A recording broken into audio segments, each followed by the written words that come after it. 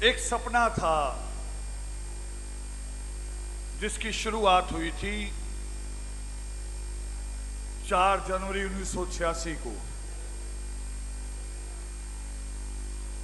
4 जनवरी 1986 को एक सपना देखा गया कि लोग साइकिलों पे झंडियां लगा के, सिर पे लाल चुन्नियां बांध के कई धर्म स्थानों पे जाते हैं और वहां की संख्या, जो अभी चौहान जी अपनी कविता में कह रहे थे कि उनकी संख्या को, जिनकी मुट्ठी भर संख्या है, उनकी संख्या को लाखों में बदल देते हैं। सोचा हमने उस दिन कि हमारा तीर्थ स्थान, हमारे उस तीर्थ स्थान की तरफ लोग कब जाएंगे, हमारे उस तीर्थ स्थान में लाखों की संख्या कब बनेगी। और अपने अंदर से एक जवाब आया कि पहले आप लोगों को खुद को प्रयास करना पड़ेगा। आप कभी साइकिल उठा के गए हो? ये अपने आप से जवाब मांगा। आप कभी अपने तीर्थ पे नमन करने गए हो? ये जवाब अपने आप से मांगा और जवाब मिला कि हमने ही नहीं किया तो दूसरों से कैसे उम्मीद करेंगे। तो हमने सिर्फ 40-50 लोग, वो भी उनमें छोटे छोटे, 13 साल का बच्चा भी था उसमें, साइकिल पे लुधियाना से चले। और 86 का समय आप में से बहुत कम लोगों को पता होगा कैसा था। आप यंग लोग बैठे ज्यादा। 86 का समय था कि आधे से ज्यादा पंजाब में शाम 5 बजे के बाद, 4 बजे के बाद कर्फ्यू लग जाता था। बस नहीं मिला करती थी, कर्फ्यू लगता था, बस नहीं मिलती थी। मगर हमने उस वक्त साइकिलें उठाई, साइकिलें उठाई और 2 दिन में अमृतसर आए। और 6 तारीख की सुबह को, 6 जनवरी की सुबह को हमें 5 बजे गिरफ्तार कर लिया गया कि वाल्मीकि तीर्थ क्यों आए हो। सवाल इतना ही था। इल्जाम तो बहुत लगाए जाते हैं, इल्जाम बनाए जाते हैं, इल्जाम कहे जाते हैं, झूठी FIR बनाई जाती हैं। और झूठी क्यों कह रहा हूं? क्योंकि वो FIR 2.5 साल बाद झूठी साबित हुई और हमारे साथी बरी हो गए। वो FIR बनाई गई, केस दर्ज हुआ, उसका एक ही कारण था, एक ही सोच थी उसके पीछे कि ये लोग दोबारा वाल्मीकि तीर्थ की तरफ ना आए, ये वाल्मीकि तीर्थ की तरफ मुंह ना करें। मगर हमने सोचा, एक शब्द बोलते हैं, कबीर साहब कहते हैं कि माली सींचे 100 घड़ा, रुत आए फल होए। ये भी एक सच है कि 100 घड़ा पानी का एक ही दिन में डाल दो तो भी फल नहीं हो सकता, ये एक सच है। मगर एक सच ये भी है कि अगर आपने रोज थोड़ा थोड़ा पानी भी अगर नहीं दिया तो भी पौधा नहीं होगा। एक सच ये है कि 100 घड़ा डालने से पौधा नहीं हो सकता एक ही दिन में। मगर एक सच ये भी है कि रोज अगर पानी नहीं देंगे तो भी पौधा मर जाएगा। और 30 साल लगे। आज 30 सालों में उम्मीद नहीं थी हमें 30 साल की। मैं खुद अपने साथियों से कहा करता था, मैंने एक इतिहास पढ़ा था, आप लोगों ने भी पढ़ा है, उन लोगों का इतिहास जिन्होंने अभी तक लगातार इस देश पे राज किया है, पिछले 5000 सालों से कर रहे हैं। अभी भी ये जो आजाद भारत है, एक प्रधानमंत्री को छोड़ दें, मनमोहन सिंह को अगर छोड़ दें तो सारे हिंदू प्रधानमंत्री बने हैं। एक दो राष्ट्रपतियों को छोड़ दें तो सारे राष्ट्रपति हिंदू बने हैं, मगर उसके बावजूद उनको 464 साल लगे बाबरी मस्जिद को गिराने के लिए। 464 साल बाबरी मस्जिद को गिराने में लगे, और तब से लेके आज तक राम मंदिर की एक ईंट नहीं लगा सके, और वाल्मीकि तीर्थ बन के तैयार हो गया।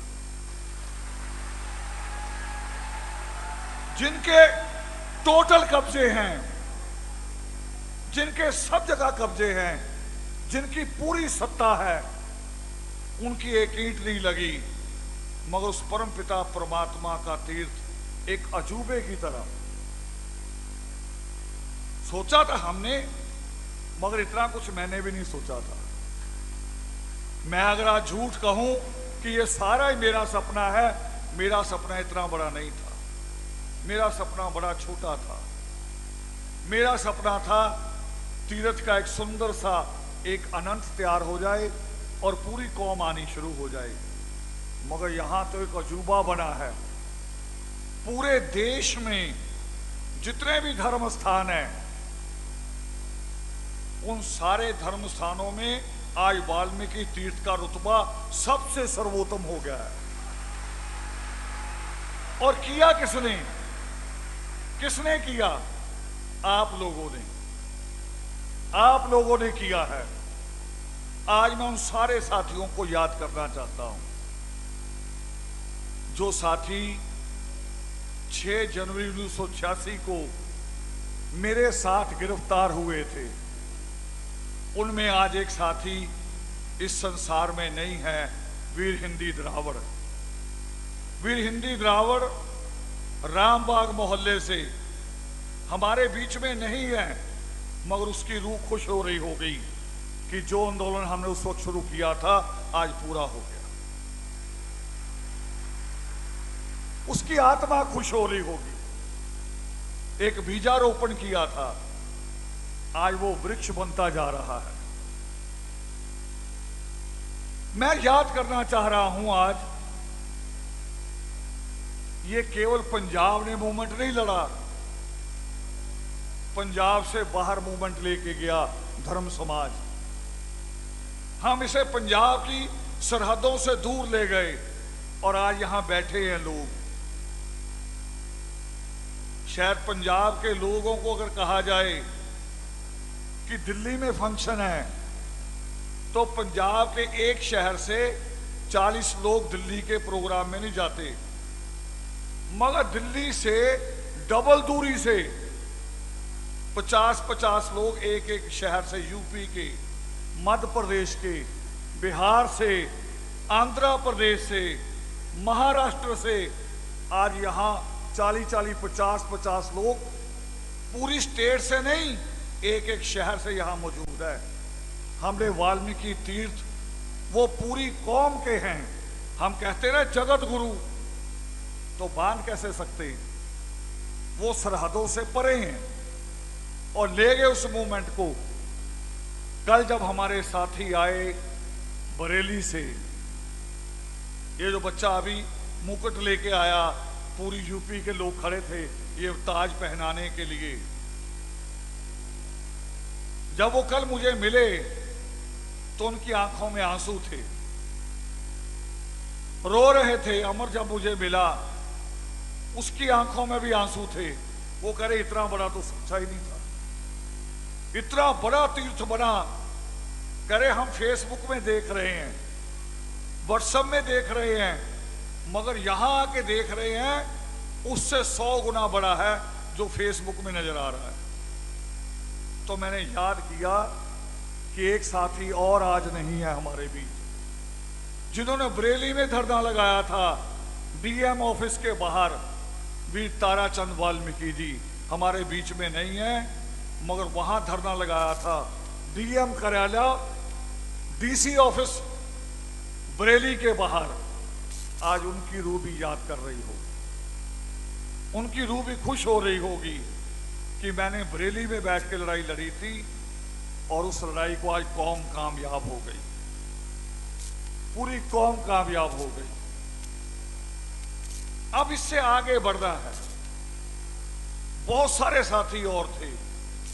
एक और साथी था हमारा, जब कभी मैं यूपी जाता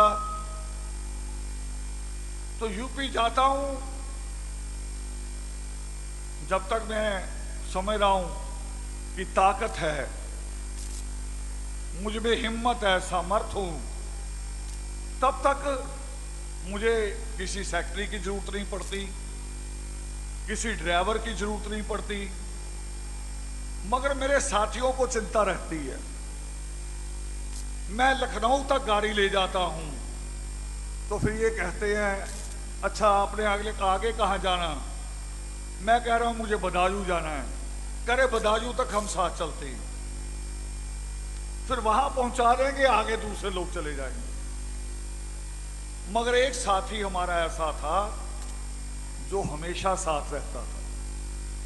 जब भी मैं रामपुर पहुंचता, मुरादाबाद पहुंचता, उसके शहर बिलासपुर पहुंचता, तो दिल्ली तक छोड़ने का काम एक ही वीर का था जो आज हमारे बीच में नहीं है, वीर सरजू जी।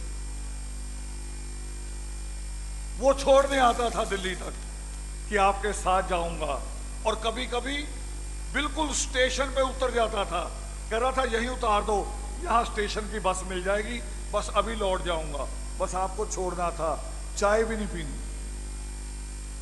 इतने सारे लोगों का संघर्ष है, इतने सारे लोगों की मेहनत है, और वो पावन वाल्मीकि तीर्थ जिसको आशीर्वाद मिला परमात्मा का, और उस परमात्मा ने जो अभी बात कह रहे थे अतिकाय जी, वो कह रहे किसी को सजा देने की जगह ईश्वर उसकी बुद्धि बदल दे, उसकी बुद्धि बदल दे, उसकी बुद्धि को अच्छा रास्ता दिखा दे। और मैं समझता हूं कि पंजाब सरकार को, पंजाब के मुख्यमंत्री को परमात्मा ने ये बुद्धि बख्शी होगी कि पावन वाल्मीकि तीर्थ की सेवा करो, पावन वाल्मीकि तीर्थ की सेवा करो। लीडरों की तरह, नेताओं की तरह केवल वादा मत करना, इसकी सच्चे मन से सेवा कर देना। और हो गया। हम लोग आए थे यहां थोड़े दिन पहले, जब इसका अभी इनॉग्रेशन नहीं हुआ था, 15 किशोरिया को हम लोग यहां थे, नीरज मेरे साथ था, और जब इस हॉल में हम लोग पहुंचे, पहुंचते ही उसने बिना कोई राय के, बिना बीच में ब्रेक किए, सीधे सीधे कहा मुझे कि जी योगी महापर्व यहां होना चाहिए। मैंने कहा भी सोचना चाहिए, थोड़ा सोचेंगे। तो बच्चों होते ना, बच्चों की जिद होती है, अधिकार भी होता है बच्चों का, वो माँ बाप से जबरी भी करवाते हैं। तो अधिकार पूर्वक कहा कि नहीं यही होना है, और उसके पीछे लाइन लग गई आप सब लोगों की। कोई मैसेज कर रहा है, कोई फोन कर रहा है कि जी पावन वाल्मीकि तीर्थ बन के तैयार हुआ है, और पहला योगी महापर्व वहीं पे होना चाहिए। मैंने कहा कि जगह कम है। हमने अपने टेंट वाले को बुलाया जो पिछले 10 साल से हमारे साथ काम कर रहा है, उनको हमसे ज्यादा आइडिया है। उसने जाते ही जगह नापी और पता क्या कहा? उसने कहा केवल 45% जगह है। जितना बड़ा योगिमा पर्व होता है उसके मुकाबले ये हाल 45% यानी 55% कम है। आप लोगों को कैसे एडजस्ट करोगे? तो मैं सबसे पहले उन साथियों से माफी मांगना चाह रहा हूं जो अंदर नहीं बैठ पाए। इससे ज्यादा बड़ी भीड़ है जो लंगर में खड़ी है। इससे ज्यादा बड़ी भीड़ है जो इस साइड में, जहां हमारी नुमाइश लगी हुई है, प्रदर्शनी लगी है, पीछे के 4 हॉल हैं लेटने वाले, आपसे ज्यादा बड़ी भीड़ वहां है। मगर वो हमें सहयोग कर रहे हैं। अगर भीड़ होती वो, तो ये हॉल के दरवाजे टूट गए होते। अगर भीड़ होती, वो आदर्श परिवार है, परिवार की तरह बाहर बैठे हैं। परिवार है, कोई विरोध नहीं, कोई गुस्सा नहीं, कोई शिकवा नहीं। बाहर ओस भी पड़ रही है, सर्दी पड़ रही है, वो बाहर खड़े हैं। कुछ लंगर वाली जगह में खड़े हैं, कुछ टहल रहे हैं अपने शरीर को गर्म रखने के लिए और हमारे साथ जुड़े रहने के लिए। उन सब साथियों से हम माफी भी चाहते हैं कि हम उतना बड़ा इंतजाम नहीं कर सके। मगर जितना बड़ा ये हॉल है, इंडिया में शायद कह रहा हूं, मेरी नॉलेज में नहीं है, शायद 1-2 हॉल हो सकते हैं इंडिया में इसके मुकाबले के। इतना बड़ा हॉल है। मगर योगिमा पर्व तो अपने आप में अगर अद्भुत है, वो तो विश्व में एक मिसाल है। तो कोई हॉल बन जाए वो छोटा ही होगा। अगर सरकार इससे 4 गुना बड़ा हॉल बन जाए तो छोटा होगा कि नहीं होगा? हो जाएगा, हो जाएगा। ऐसी भीड़, ऐसे लोग, ऐसी आस्था मैंने पहले भी कंपेयर किया है, पहले भी मैंने कहा है कि केवल मक्का, दुनिया की केवल एक ही जगह दुनिया की केवल मक्का, वो ऐसी जगह है जहां आदमी और औरतों की अलग अलग लाइन नहीं लगती। और एक ही ऐसी जगह है जिसको हर 10 साल बाद उसकी बाउंड्री को तोड़ के बड़ा किया जाता है कि भीड़ बढ़ गई है। हर 10 साल बाद उसकी बाउंड्री तोड़ी जाती है, उसका विस्तार होता है। और मक्के का अगर कोई मुकाबला करेगा तो कौन करेगा? कहां मुकाबला होगा मक्का का? कौन करेगा? योगिमा पर्व करेगा। योगिमा पर्व उसका मुकाबला करेगा। यहां उसी आस्था के साथ, उसी अदब के साथ, उतनी ही कट्टरता के साथ हमारे इस शहर के डीसी साहब आए थे 2 दिन पहले। बड़े चिंतित थे। आईजी भी आए और अधिकारी भी आए कि ओवरलोड होगा, ओवरवेट हो जाएगा, कैसे करेंगे। बहुत चिंता में थे। तो मैंने उनसे कहा कि अगर आपको लगता है, आपके नजरिए से, उनको कहा मैंने, अगर आपको लगता है कि कोई लॉ एंड ऑर्डर की समस्या हो जाएगी, भीड़ ओवर हो जाएगी, तो मैं अभी संदेश जारी कर देता हूं। अब तो सोशल मीडिया है, मैं उसमें संदेश जारी कर दूंगा कि अब की बार आधे लोग आओ, आधे ना आओ, या परिवारों में से बच्चों को ना लाओ, क्योंकि हमारे यहां खुले में खड़े होना पड़ेगा। बच्चों को ना लाइए, औरतों को ना लाइए, जल्दी सर्दी की चपेट में आ सकते हैं। तो उन्होंने एकदम कहा भी ऐसा मत करना, आने दो जिनको आते हैं। जब आपका विश्वास है तो हमारा भी विश्वास है, हम भी आपके साथ खड़े हैं, प्रशासन पूरा कोऑपरेट करेगा, मगर जितने लोग आते हैं उनको आने दो।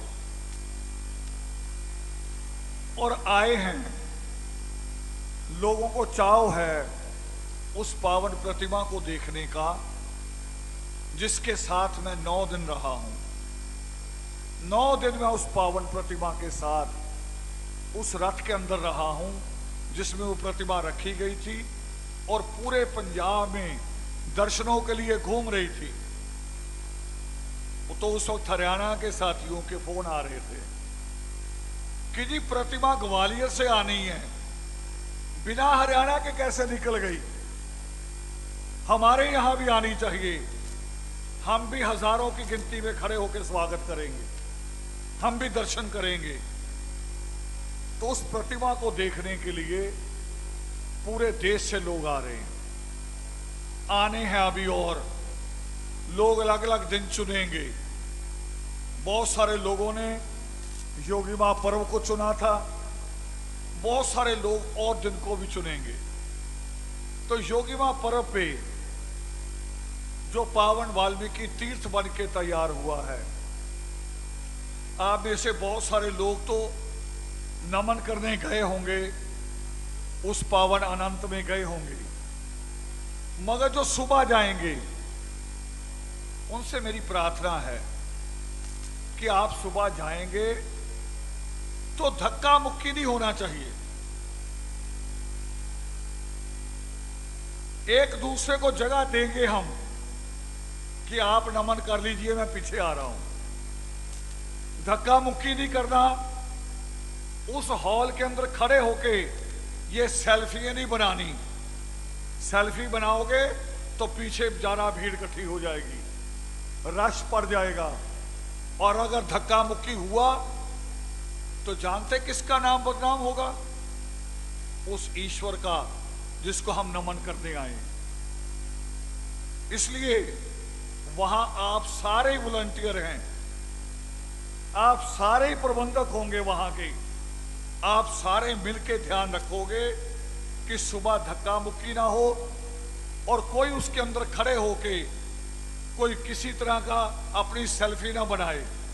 नमन करते जाइए और निकलते चले आइए बाहर, ताकि दूसरों को मौका मिले, क्योंकि भीड़ बहुत बड़ी है, बहुत बड़ा रश है, और इतना बड़ा रश की उम्मीद हमें थी, और यह भी उम्मीद है मुझे कि जो अनुशासन हमेशा आदर्श ने बना के रखा है, अनुशासन को और आदर्श को एक दूसरे का पर्यायवाची माना जाता है कि आदर्श और अनुशासन एक ही सिक्के के दो पहलू हैं। तो वो अनुशासन आप लोग बना के रखेंगे, ये उम्मीद मैं लगातार करता रहा हूं और करता रहूंगा। हमारे श्री योगी मां पर्व का 2016 के योगी मां पर्व का जो पोस्टर में एजेंडा था, जो सब्जेक्ट था, पोस्टर में हमने सब्जेक्ट लिखा था कि पाना आत्म ज्ञान गर, अडंबरों का क्या काम, एक को ना ही बहुत है, बस करने को था। कई बार लोग मुझे पूछते हैं, सीधे सीधे भी पूछते हैं, कुछ लोग लिख के संदेश भी देते हैं।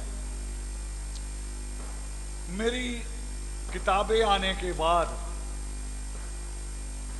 तब भी लोगों ने मुझसे पूछा कि कोई किताब आपकी अंधविश्वास पे, पाखंड पे भी आ सकती है। लोगों का सवाल रहा, पूछा लोगों ने मुझे, कितने पाखंड हो सकते हैं, कितने अंधविश्वास हैं? तो मैंने उन्हें कहा भी दुनिया के जितने ग्रंथ हैं, दुनिया के जितने ग्रंथ हैं, अगर उसको सबको जोड़ के उससे भी डबल कोई ग्रंथ बना दिया जाए अंधविश्वासों के बारे में, तब भी अंधविश्वास ज्यादा होंगे और किताब ग्रंथ छोटा पड़ जाएगा। मगर पाखंड जो शब्द है, पाखंड, ये अंधविश्वास से थोड़ा और आगे है। अंधविश्वास तो होता है कि आप घर से निकले, आगे से बिल्ली निकल गई और आपने उसको बुरा मान लिया कि पता नहीं क्या बुरा हो जाए, तो अंधविश्वास तो ये है खाली। पाखंड तो इससे अलग है। पाखंड केवल धर्म से नहीं होता, पाखंड तो हमारी कई आदतों में हो सकता है। कई आदतों में कई तरह के पाखंड हम कर लेते हैं। पाखंड धर्म में भी होते हैं, पाखंड आपकी शादियों में भी होते हैं, पाखंड आपके बच्चों के जन्मदिन पे भी होते हैं, पाखंड आप अपने बच्चों को जब शॉपिंग करा रहे होते हैं, पाखंड तब भी हो जाते हैं। आप शॉपिंग कराते वक्त, बच्चे के लिए खिलौना खरीदते वक्त तो कहते कि ले लेंगे, मगर उसी वक्त अगर बच्चे ने कह दिया कि किताब भी लेनी है, तो उसकी अगली तारीख डाल देते हैं कि कोई नहीं कल ले लेंगे, किताब परसों ले लेंगे। तो पाखंड कई है। पाखंड केवल धार्मिक नहीं है, पाखंड कई तरह के हैं और शिक्षा भी कई तरह की है। शिक्षा को भी समझने की जरूरत है। लोग कहते हैं मुझे कई बार, आपको भी लगता होगा कि आदमी तो बड़ा पढ़ा लिखा लगता है, आदमी तो बड़ा शिक्षित लगता है, मगर हरकत इसकी बड़ी अजीब है। आपको भी कई लोग ऐसे मिलते होंगे कि कोई डॉक्टर है, मुझे बच्चे कभी कभी बताते हैं, वो करे साइंस की टीचर कभी कभी कहती है, साइंस की टीचर जिसने अंधविश्वास को तोड़ना है, साइंस की टीचर कभी कभी कहती है कि नहीं नहीं सूरज ग्रहण होता है, सूरज ग्रहण का हम पे असर होता है और हमारा मंगल और बुध खराब होता है, ये साइंस की टीचर कहती है। तो लोग कहते हैं मुझे कि आदमी शिक्षित है और फिर भी ये बात, तो मैं उसको कहता हूं कि असल में शिक्षा को हम समझ नहीं रहे अभी। वो शिक्षा नहीं है आपके पास, वो उनके पास जो है वो शिक्षा नहीं है, वो डिग्री है। एक डिग्री आपको मिल गई, आपने कोई काम सीखा, उसकी डिग्री मिल गई। और कभी कभी आपने काम सीखा होता है, आपके पास डिग्री नहीं होती। आपने बहुत सारे काम सीखे होते हैं। अभी हमारे यहाँ जो बच्चे भजन कह रहे थे, इनमें से अधिकांश वो बच्चे हैं जिनके पास संगीत की डिग्री नहीं है, मगर वो जब कहते हैं, भजन कहते हैं, तो हम सबको मंत्रमुग्ध कर देते हैं बिना डिग्री के, बिना डिग्री के। और हम डिग्री वालों को सोचते हैं कि जो डिग्री वाले हैं शायद ये पढ़े लिखे हैं, पढ़ाई ये नहीं है। पढ़ाई तो पहले हमारी मां से शुरुआत होती है, परिवार से। मां का मतलब भी केवल मां नहीं जिसने हमें जन्म दिया, मां का मतलब दादी भी होता है, नानी भी होता है, बुआ भी उसमें शामिल है, उसमें मौसी भी शामिल है। वो सारी मिला के फिर एक मां बनती है। वो मां हमें शिक्षा देती है। उसके बाद अभी हम स्कूल नहीं गए होते, स्कूल जाने की एक उम्र है ना। वो हमारे समय में 4-5 साल थी, अभी वो 2.5 साल हो गई है। कई स्कूल अभी भी हैं जो कहते कि नहीं 3.5 साल के बाद लेंगे, और 3.5 साल तक बच्चा एक शिक्षा और लेता है। परिवार के अलावा जिन बच्चों के साथ खेलता है उनसे भी सीख के आता है कुछ ना कुछ। उनसे भी समझ के आता है। और एक शिक्षा और है जिसकी तरफ हमारा कभी ध्यान नहीं होता। यहां परिवार बैठा है, सुल्तानपुर से आए हुए हैं, यूपी सुल्तानपुर से। एक दुखद घटना हुई उस परिवार में, और डॉक्टरों को समझ में नहीं आ रहा था कि बच्चे के साथ हुआ क्या है। अब ये देखिए, जो शिक्षा नहीं समझ रहे कि ये भी शिक्षा हो सकती है। डॉक्टर को नहीं समझ में आ रहा था, डॉक्टर पीजीआई लखनऊ के डॉक्टर, वो बच्चे का इलाज कर रहे थे, मगर जैसे जैसे इलाज हो रहा था बच्चा और पीछे को जा रहा था, जीवन से दूर हो रहा था। डॉक्टरों को समझ में नहीं आ रहा था कि हम इलाज कर रहे हैं मगर बच्चा जीवन की तरफ बढ़ ही नहीं रहा, वो मृत्यु की तरफ जा रहा है। तो एक डॉक्टर, उसने बच्चे से अकेले बात की, बच्चे से पूछा, उसने पूछा कि मैंने तुम्हारे मर्ज के बारे में नहीं पूछना, तुम्हें जो तकलीफ है वो तो टेस्ट रिपोर्ट में आ गई है, मगर तुम्हारे अंदर क्या है, तुम्हारे दिल में, तुम्हारे दिमाग में क्या है वो बताओ, तुम्हारे दिल और दिमाग में क्या चल रहा है।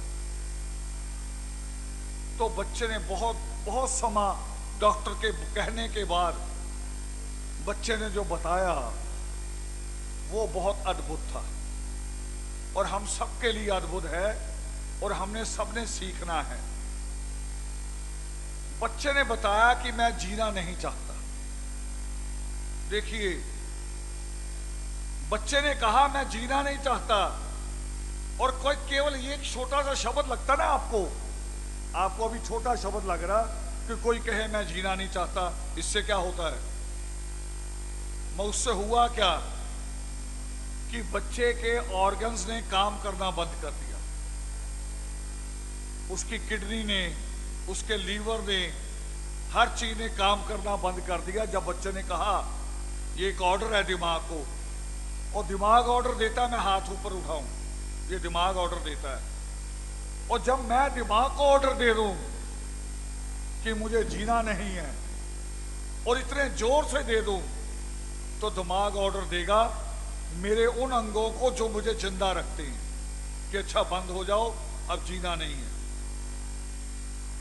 और क्यों नहीं जीना चाहता वो बच्चा, उसके सामने समस्या क्या थी, उसके सामने समस्या थी कि उस बच्चे के सामने उसके दोनों माँ बाप, पति पत्नी दोनों उस बच्चे के सामने लड़ा करते थे, लड़ते थे आपस में, सोचते थे। और हम लोग भी ऐसा ही करते हैं, हम लोग यही कहते हैं बच्चों को। बच्चा जब कहता है ना कभी कभी माँ से, पिता से कि आप क्यों झगड़ रहे थे, तो हम बड़ी आसानी से कह देते हैं कि तुम्हें चिंता करने की जरूरत नहीं है, ये हमारा आपसी मामला है, बस हम ही ठीक भी हो जाएगा। मगर हमें नहीं पता कि बच्चे का दिल कितना नाजुक है, वो हमसे क्या चाहता है। आप सोचिए अपने आप से जो बड़े हैं, हमारे घरों से सुंदर हमारे ऑफिस होते हैं, कभी कभी हमारे ऑफिस कभी कभी हमारे घरों से सुंदर होते हैं। हमारे घर में तो कभी कभी ये होता है कि घर पहुंचेंगे पता नहीं लाइट होगी कि नहीं होगी, मगर ऑफिस में एसी चल रहा होता है, ऑफिस में एसी होता है, आरओ होता है, मगर जैसे ही घड़ी की सुई 5 पे आती है आप ऑफिस में रुकते हैं। किसी का मन करता है कि ऑफिस में रुक जाऊं, उसी वक्त भागते हैं घर को। जिस घर में पता है पता नहीं बिजली होगी कि नहीं होगी, पंखा चलेगा कि नहीं चलेगा, मगर एक एक क्षण के लिए भी, एक सेकंड के लिए भी आपके दिमाग में यह विचार नहीं आता कि घर में बिजली नहीं होगी, चलो ऑफिस में ही रुक जाऊं। नहीं रुकते, कोई भी नहीं रुकता। घर उसे खींचता है, और खींचता कौन है? दीवारें नहीं खींचती, आपका लगाया हुआ सुंदर गेट नहीं खींचता, आपके जो रंग किया घर में, पेंटिंग लगाई, वो नहीं खींचती। परिवार के सदस्यों का प्यार खींचता है, उनका मोह खींचता है। जो पारिवारिक एकता होती है वो खींचती है। जो बच्चों के साथ प्यार होता है वो खींचता है। मुझे एक बात याद आती, कई बार मैं बात करता हूं। हमारे यहां भारत में, पाकिस्तान में, बांग्लादेश में एक परंपरा है। इन सारे देशों में अलग अलग हो गए, मगर परंपरा एक सी है। परंपरा है कि जब बेटी हमारी 8-10 साल की होने लगती ना, अभी केवल 8-10 साल की, तो हम बेटी को समझाना शुरू करते बड़ी बड़ी बात। बेटी अगर जोर से हंस दी, टोकते कि जोर से नहीं हंसना, तुमने अगले घर जाना है। यानी कब टोकते हैं? अभी 8-10 साल की होती है। वो भाई के पीछे दौड़ती, कभी कभी हम उसे डांटते हैं कि ये हरकत यहां चलेगी, आगे नहीं चलेगी। बाप आता है तो बेटी का मन भी करता है कि मैं भी कूद कर बाप की गोद में बैठ जाऊं। हम फिर डांटते हैं। नित्यनेम में एक श्लोक भी आता है, एक श्लोक भी है नित्यनेम में, क्षो कक्षमन मेरे में, क्षो कक्षमन मेरे में, चंचलता बस जात, ऐसे समय प्रभु जी करना दृष्टिपात। ये एक बेटी की प्रार्थना है। जब वो ससुराल की तरफ जाती है, ये तब प्रार्थना है कि ईश्वर को कहती है कि हे परमपिता परमात्मा, जो चंचलता मेरे पिता के साथ है, मेरे भाई के साथ है, मां के साथ है, जो मायके में मेरा हंसना खेलना है, ये हंसना खेलना, ये चंचलता ससुराल में जाके ना आ जाए। ससुराल में जाके अगर ये चंचलता आ गई तो मेरे मायके को गाली पड़ेगी। वो कहेंगे मायके वालों ने क्या सिखा के भेजा है, इस लड़की को मर्यादा नहीं आती। मगर जानते ईश्वर कितने दयाल हैं। ईश्वर को हम कहते ना दयावान। क्या बोलते हम? जो बोले सो निर्भय, आवाज पूरी, जो बोले सो निर्भय, दयावान की जय। क्यों कहते हैं दयावान की जय? वो इतना दयालु है, इतना दयावान है।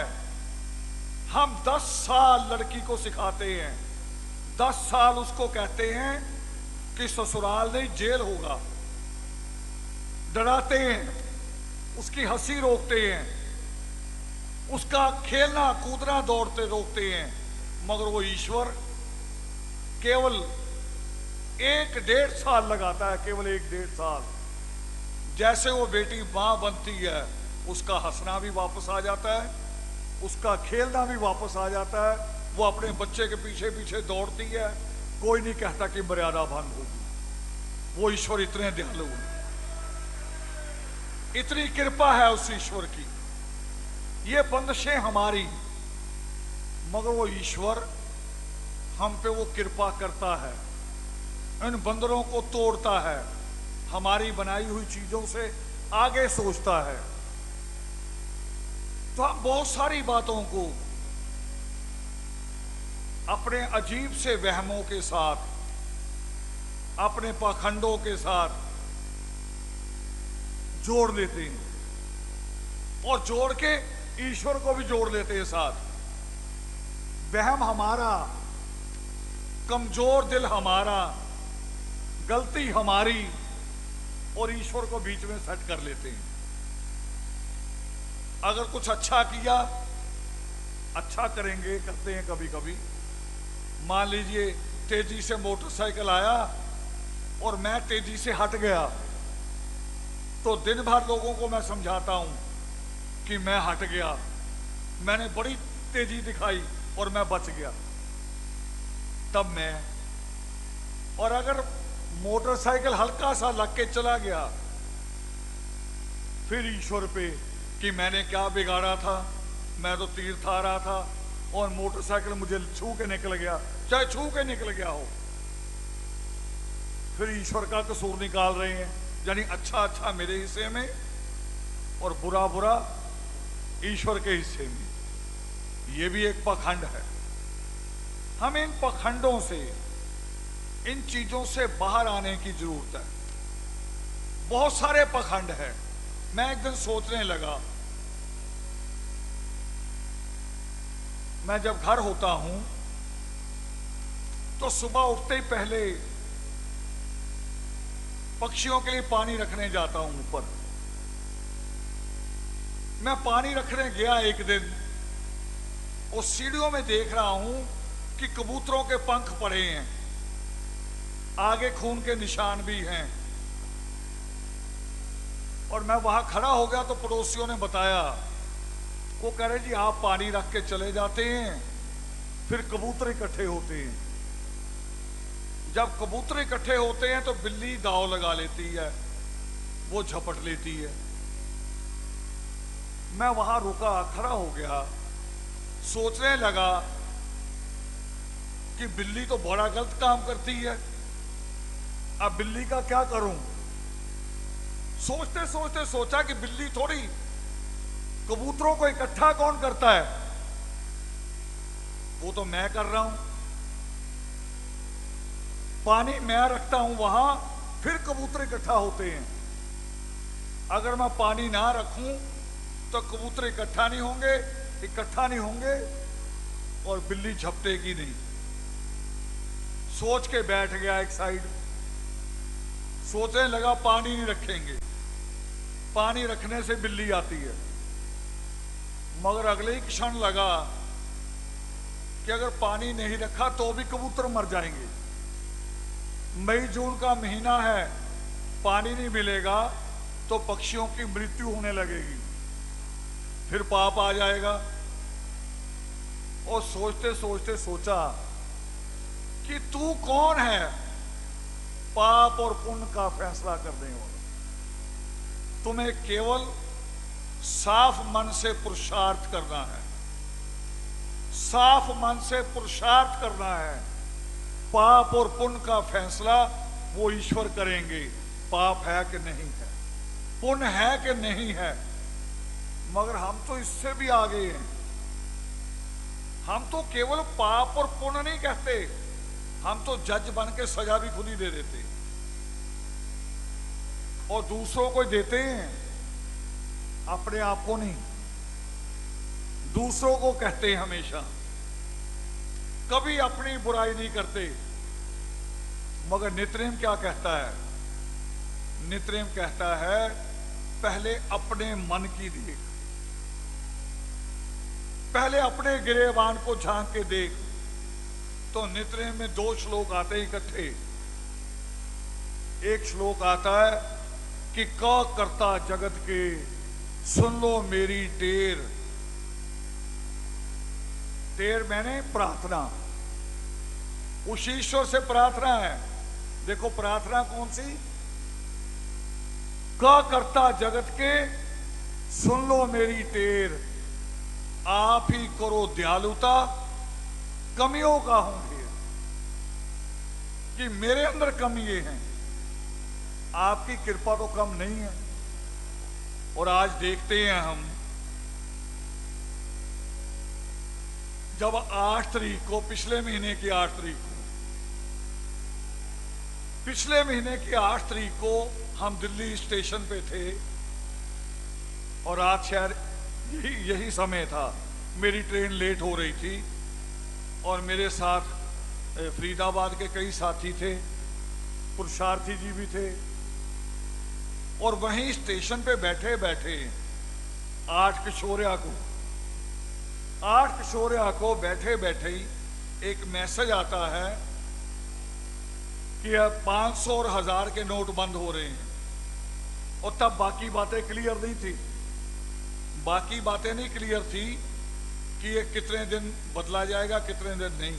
यानी वो सुनते ही ऐसे लगा कि जैसे जितने अभी जेब में है वो मिट्टी हो गया।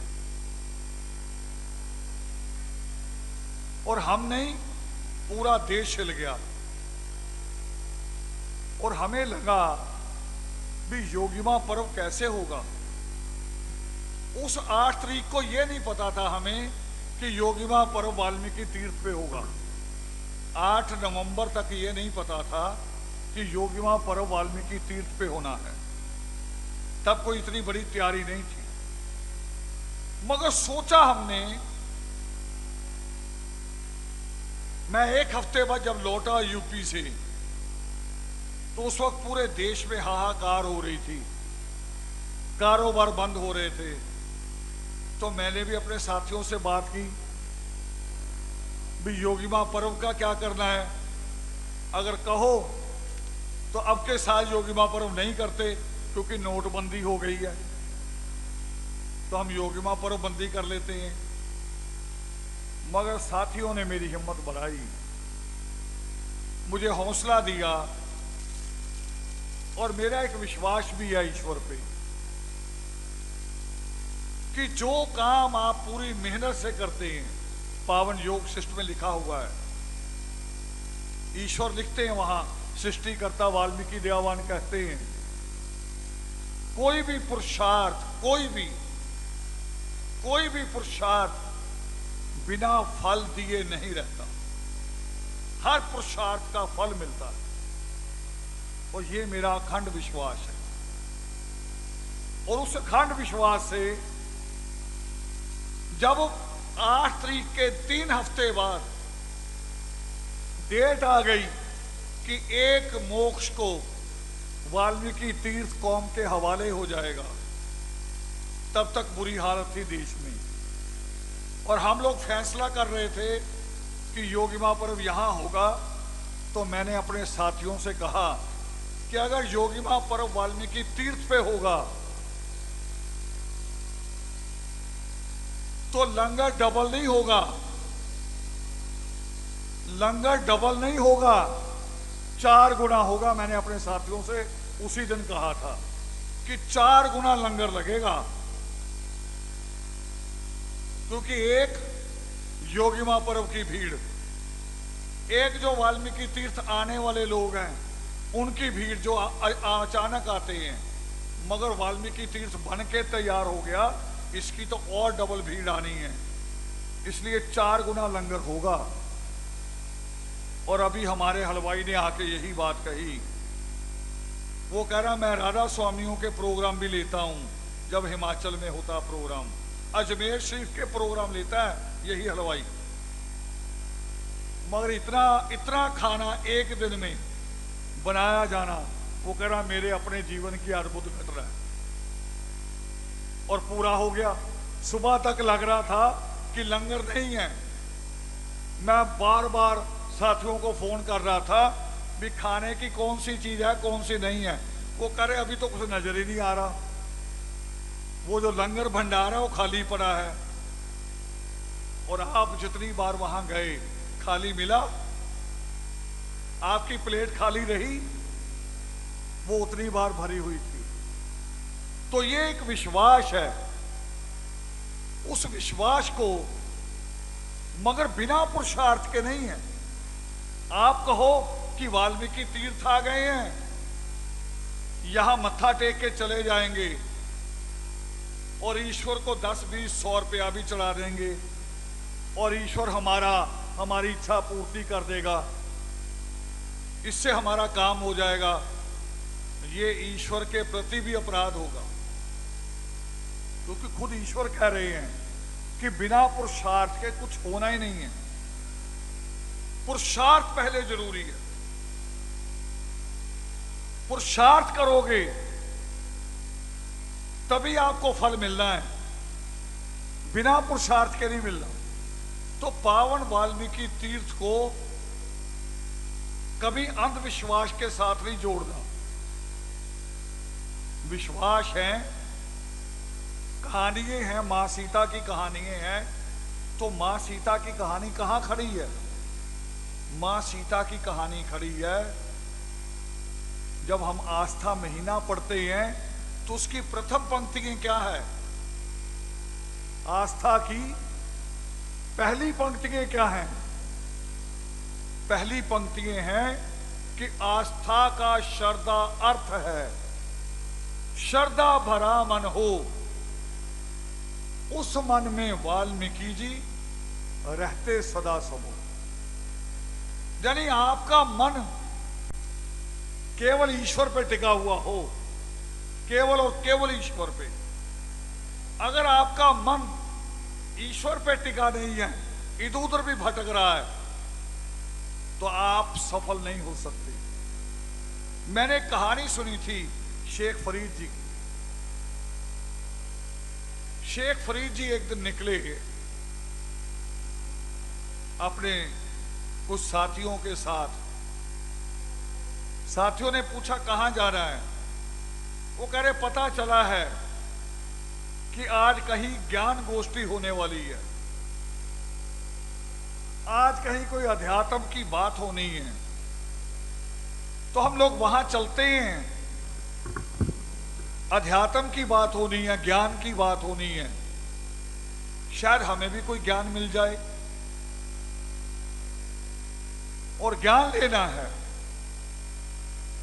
घर से निकले तो आगे घर से बाहर चले, जैसे थोड़ा आगे बढ़े, कोई औरत अपने घर के बाहर सफाई कर रही थी। वो घर के बाहर अपनी गली साफ कर रही थी। उसने झाड़ू घुमाया जोर से, तो शेख साहब इधर हो गए। वो झाड़ू घूम के फिर इधर आया, शेख साहब फिर इधर हो गए। तो औरत रुक गई। उसने झाड़ू रोका और शेख फरीद से कहा कि शेख साहब एक तरफ हो जाओ, नहीं तो धूल पड़ जाएगी। शेख साहब वहां से वापस लौट गए। उनके साथी कह रहे जी क्या हुआ? हमने तो आगे जाना था, आप तो किसी सत्संग में जा रहे थे, आप तो जा रहे थे कि जहां ज्ञान बट रहा वहां जाएंगे, ज्ञान लेके आएंगे, और आप यहीं से लौट गए। वो कह रहे ज्ञान मिल तो गया। उस मां ने क्या कहा है? उस मां ने कहा एक तरफ हो जाओ, नहीं तो धूल पड़ जाएगी। बस एक तरफ होना जरूरी है। मां सीता का विश्वास, मां सीता की सोच, वो एक तरफ थी। मैं घर के झगड़े की बात कर रहा था, बीच में मैंने छोड़ दी। अब मां सीता पे आ गई वो बात, अब यहां जुड़ेगी। मैं उस बच्चे की बात कर रहा था जो लखनऊ पीजीआई में दाखिल था। अब ये बात यहां आके जुड़ेगी। हम सबके घरों में झगड़े होते हैं, भाई बहन में भी होते हैं। और भाई बहन में झगड़ा कैसा होता है? मुझे तो लगता है रोज होता है, रोज लड़ते हैं भाई बहन। और शाम के झगड़े मैंने देखे हैं। माँ बाप आते हैं, बाजार में संतरा मिल रहा है, सेब मिल रहा है, चॉकलेट है, बच्चों के लिए लिए आते घर को। आते ही दरवाजा खटखटाते हैं। ईमानदारी से बताओ, दरवाजा लड़का खोलता कि लड़की? ज्यादा तौर पे लड़के बताओ, आदमी बताओ। लड़कियां दरवाजा खोलती हैं कि लड़के? ईमानदारी से बताओ। क्योंकि लड़का तो बेचारा रिमोट लेके बैठा होता है बीमारों की तरह, वो तो रिमोट लेके टीवी को चिपका होता है। या आजकल वो अपना एक और काम शुरू हो गया। पहले इस तरह से औरतें जुएं निकाला करती थी, है ना, जुए को ऐसे मारती थी। अब वो फेसबुक शुरू हो गई है, उस पे मैसेज चलता है। और इतना बुरा भी चल रहा है कि मैं हैरान होता हूं मैं अभी पता नहीं कहाँ से मैं वापस आ रहा था, और ट्रेन में मैंने देखा साइड की सीट पे बिल्कुल नई शादीशुदा जो होते हैं बच्चे, चूड़ा भी पहना हुआ, मेहंदी भी अभी पूरी गहरी, और ऐसी शादीशुदा जब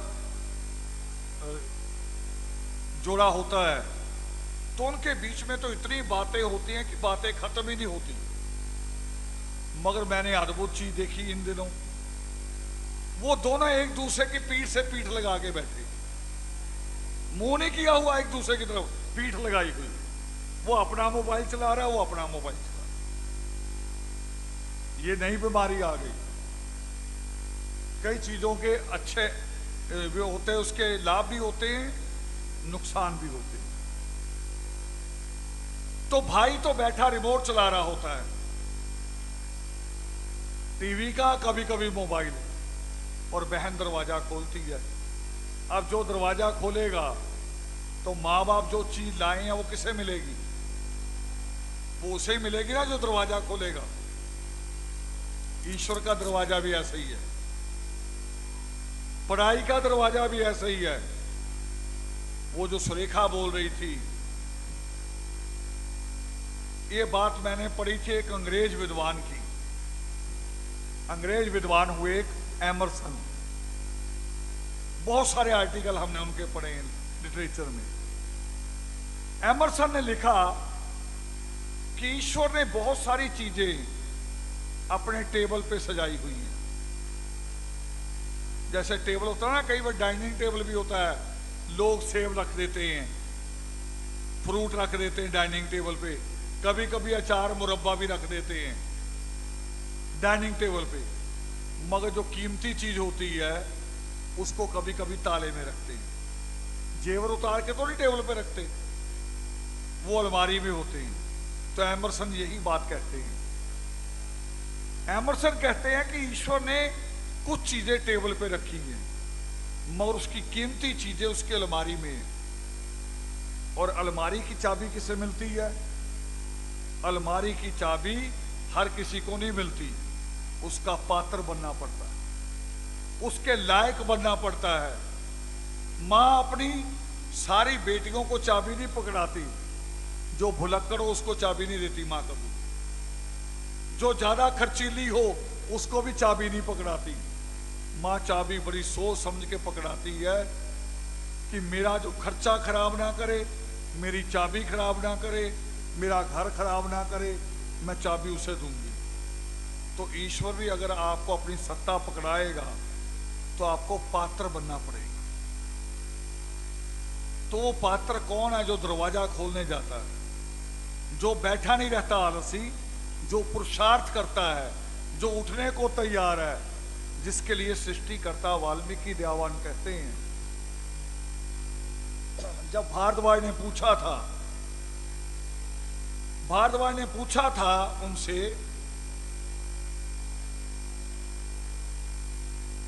कि सर्वोत्तम दिन कौन सा है, तो परमात्मा ने क्या जवाब दिया था? वो कह रहे सर्वोत्तम दिन, जवाब क्या था? सबसे उपयुक्त समय अभी। तो उस जवाब का अर्थ क्या है? अर्थ ये था कि जब तुम्हारे मन में आलस छोड़ने का विचार आ जाए, जब तुम उठ के खड़े होने को तैयार हो जाओ, जब तुम में हौसला पैदा हो जाए, जब तुम में हिम्मत पैदा हो जाए, वही सर्वोत्तम दिन, वही सबसे उपयुक्त समय। तो मां बाप देते लिफाफा बेटी के हाथ में, और बेटी क्या करती है? आके भाई को दिखाती कि ये देख मुझे मिला, उसे यूं लहराती है। अब भाई अब रिपोर्ट छोड़ता है, फिर भागता बहन के पीछे पीछे। ये अभी जो मैं बात कह रहा हूं, इसमें आपके चेहरों पे स्माइल आ सकती है, मुस्कुराहट आ सकती है, मगर ये कहानी जो अंत में जाके बन रही है वो बड़ी गंभीर है। भाई भागता है बहन के पीछे, बहन आगे आगे, और लिफाफे को आगे कर लेती है, तो पीछे क्या बचता है? बहन के बाल बच जाते हैं, कभी कभी भाई के हाथ में आ जाते हैं, बहन चीख पड़ती है, फिर माँ बाप दोनों मिलके भाई को डांटते हैं, कभी कभी बहुत ज्यादा डांट देते हैं। अब बहनें बताओ, जो बहनें बैठी हैं, आपका झगड़ा कितने घंटे तक चलता है? भाई ने आपके बाल पकड़ लिए, बाल खिंच गए, कुछ बाल टूट भी गए होंगे, मगर झगड़ा कितनी देर तक चलता है? एक आध घंटा सिर्फ। एक आध घंटे के बाद मां शाम का खाना बनाती है, बहन थाली उठा के भाई को देने जाती है, उसी भाई को जिसने बाल पकड़े, बाल टूट गए। मगर इससे भी छोटा झगड़ा पति पत्नी के बीच में होता है, उसमें बाल भी नहीं पकड़े जाते, बाल टूटते भी नहीं है, केवल अहंकार टकराते हैं, अहंकार। सिर्फ इतनी सी बात कि मैंने कहा था शाम को लौटते वक्त ये चीज ले आना, आप नहीं लाए।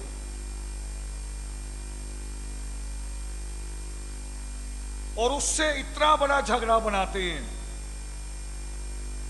कि एक बच्चा फिर कहता है कि मुझे जीना नहीं, मुझे जीना ही नहीं है। वो परिवार यहां है, उस बच्चे की बुआ यहां है, और अंत में जब तक वो दोबारा इच्छा जागृत की होगी हमने, तब तक ऑर्गन खत्म हो गए, उसके शरीर के अंग खत्म हो गए, और वो बच्चा हमारे बीच में नहीं रहा। और केवल मृत्यु नहीं, केवल मृत्यु मत सोचो, कई तरह की मृत्यु होती है। अगर बच्चा विचारों से भटक जाए, अगर बच्चे का प्यार घर से कम हो जाए, वो बाहर इधर उधर प्यार खोजना शुरू करे, तो भी तो एक मृत्यु आ गई कि नहीं आ गई? ये मृत्यु भी तभी आती है जब घर में अच्छा माहौल ना हो, जब घर में उसे प्यार ना मिले, फिर बच्चा इधर उधर खोजना शुरू करता है, दूसरे कंधे खोजता है कि जो कंधे उसे प्यार दे सके, जो कंधे उसका सहारा बन सके। और ऐसा ही एक समय मां सीता के जीवन में भी आया। मां सीता के जीवन में भी एक समय आया, उनके बीच में भी विवाद हुआ, मगर यह था कि उनके बच्चे नहीं थे, उस वक्त तक बच्चे नहीं थे, मगर मां सीता को उसके बावजूद भी ख्याल अपने उस बच्चे का ही था जो उसके अभी पेट में था। जब पति पत्नी के बीच में विवाद बढ़ता है तो क्या अंतिम परिणाम क्या होता है? पत्नी ये कहती कि मैं मायके चली जाऊंगी, यही करती है कि मैं छोड़ दूंगी, जाऊंगी मायके। किस लिए? क्योंकि मेरे मां बाप मुझे सुरक्षा दे सकते हैं। मगर मां सीता ने क्या चुना? मां सीता ने क्या चुना था? आज इस योगिमा पर्व की, इस पावन वाल्मीकि तीर्थ की एक विशेषता यह भी है जो मैंने आपको बतानी है। मां सीता ने क्या चुना? राम राजा था, जनक राजा नहीं था। जनक भी राजा था, मां सीता का पिता जनक भी राजा था। अगर राम के पास महल था तो जनक के पास महल नहीं होगा, उसके पास भी महल था, उसके घर में भी बड़े बड़े पलंग होंगे, नौकर होंगे, कई तरह के खाने होंगे। मगर मां सीता ने यह सब कुछ नहीं चुना। मां सीता ने क्या चुना? मां सीता ने चुना जो सारी औरतें आप भी यही करती हैं। आदमी इसके कितना बड़ा झगड़ा हो जाए, और कभी कभी तो आदमी के सुधरने की गुंजाइश नहीं होती। ऐसा भी होता है कि आदमी के सुधरने की गुंजाइश नहीं है, मगर हम में से कोई एक आदमी जाके कहता है कि तू आदमी की छोड़, सास की भी छोड़, ससुर की भी छोड़, अपने बच्चों की सोच। बस जैसे ही बच्चों का नाम आता है मां पिघल जाती है, फिर वो शराबी आदमी के साथ भी रहने को तैयार हो जाती है, जुआरी आदमी के घर भी लौटने को तैयार हो जाती है जब बच्चों की बात आती है। मां सीता के सामने भी सवाल यही था, मगर थोड़ा बड़ा था, थोड़ा बड़ा था। वो जो मैं कह रहा था ना कि शिक्षा क्या है, हम शिक्षा डिग्री समझते हैं, मगर मां सीता की नजर में शिक्षा हमारा एक जैसे पूरा कैरेक्टर होता है, हमारा जो पूरा स्वभाव होता है, मां सीता की नजर में शिक्षा वो थी। मां सीता ने सोचा कि मायके जाऊंगी तो मुझे महल मिल सकता है, नौकर मिल सकते हैं, बहुत सारी दासियां मिल सकती हैं, मेरे बच्चे को बहुत सारे नौकर मिल जाएंगे, मेरे बच्चे को तीर चलाने वाला सिखाने वाला गुरु मिल सकता है, तलवार सिखाने वाला गुरु मिल जाएगा, राजनीति सिखाने वाला गुरु मिल जाएगा, मगर इंसानियत सिखाने वाला गुरु नहीं मिलेगा। इंसानियत कहां से सीखेगा? मेरा बच्चा राम की तरह राजा बन सकता है, युवराज बन जाएगा, राजकुमार बन जाएगा, राजा बन जाएगा, मगर इंसान कैसे बनेगा? तब उसने उस परम पिता परमात्मा को याद किया कि जो एक क्रोंच की पीड़ा को भी समझते हैं, जो एक क्रोंच के दुख को भी दुख समझते हैं, उस परम पिता परमात्मा के चरणों में अगर शरण मिल जाए, मेरे बच्चों का अगर वहां पालन पोषण होगा, तो ये इंसान बनेंगे, केवल युवराज नहीं बनेंगे, ये राजकुमार नहीं बनेंगे, ये राजा नहीं बनेंगे, ये इंसान बनेंगे। अब सोचो, इंसान होना ज्यादा बड़ी चीज है या डॉक्टर और वकील होना बड़ी चीज है? कौन सी बड़ी चीज है? आप डॉक्टर हो सकते हैं किताबें पढ़ के, मगर इंसान होने के लिए सृष्टिकर्ता वाल्मीकि दयावान के फलसफे को पढ़ना पड़ेगा, उनकी शिक्षा को पढ़ना पड़ेगा। अब देखो, डॉक्टर हम कहते हैं, डॉक्टर को हम कहते हैं क्या, दूसरा नाम क्या देते हैं डॉक्टर को? कि डॉक्टर दूसरा भगवान है जो हमें जीवन दे देता है, कहते ना हम यही। मगर वही डॉक्टर ऐसा भी होता है कि हमने किसी शादी का खाना खा लिया और पेट में गैस हो गई और डॉक्टर के पास चले गए, होती गैस है, मगर हमें 6 महीने बाद पता चलता है कि जिस दिन हम गैस दिखाने गए थे डॉक्टर को, डॉक्टर ने किडनी निकाल के बेच दी। वो भी डॉक्टर ही होता है, क्योंकि किडनी आम आदमी भी नहीं निकाल सकता, उसके लिए भी बहुत बहुत ज्यादा तजुर्बा होना चाहिए, मगर होता डॉक्टर ही है, मगर इंसान नहीं होता। बस डॉक्टर होता है, इंसान नहीं होता। आज उसकी यही चिंता है। हम केवल सेमिनार भी चला सकते हैं, बच्चों के केवल सेमिनार चला सकते हैं। जब पावन वाल्मीकि तीर्थ बन के तैयार हुआ, एक मोक्ष को जब हमारे मुख्यमंत्री ने इस पावन वाल्मीकि तीर्थ को कौम को सौंपा, तो आजकल फेसबुक में एक विद्वान पैदा हो गए हैं। स्कूल गए कि नहीं गए पता नहीं मुझे, कॉलेज गए कि नहीं गए ये नहीं पता हमें, मगर चौराहों पे खड़े हैं, चौराहों पे, गली के मोड़ पे मोबाइल हाथ में है और उसमें अपनी विद्वता लिखते रहते हैं। वहां से लिख रहे, गली के चौराहों पे खड़े होके क्या लिख रहे हैं 300 करोड़ रुपया खराब कर दिया। कोई और नहीं, वाल्मीकि कौम में पैदा हुए लोग लिख रहे हैं। 300 करोड़ रुपया खराब कर दिया। कोई स्कूल कॉलेज खोलना चाहिए था, यूनिवर्सिटी खोलनी चाहिए थी। और नीचे कई लोग हमारे ही, वो बड़ा खुश हो रहे, लाइक करेंगे उसे। इनको तो पता ही नहीं चलता। मैं तो सोचता हूं कभी कभी भी कुछ, मैं योगामृत में पता नहीं कहूं कि कहूं ना कहूं, है ना, भी कभी मैं सोचता हूं कभी कोई ऐसी बुरी बात लिख दूं जो हर किसी पे लागू होती हो, ये तब भी लाइक ही कर देंगे। इनको पता नहीं चलेगा कि तुम्हारे बारे में लिखा है। भी स्कूल कॉलेज यूनिवर्सिटी नहीं है, और कौन सी यूनिवर्सिटी है, कौन सा कॉलेज है जो आपको एडमिशन देने से मना करता है? नहीं कर रहा। और एक यूनिवर्सिटी बन जाए, मान लो अमृतसर में वाल्मीकि नाम से यूनिवर्सिटी बन जाए, पूरे देश के बच्चे आ जाएंगे उसमें।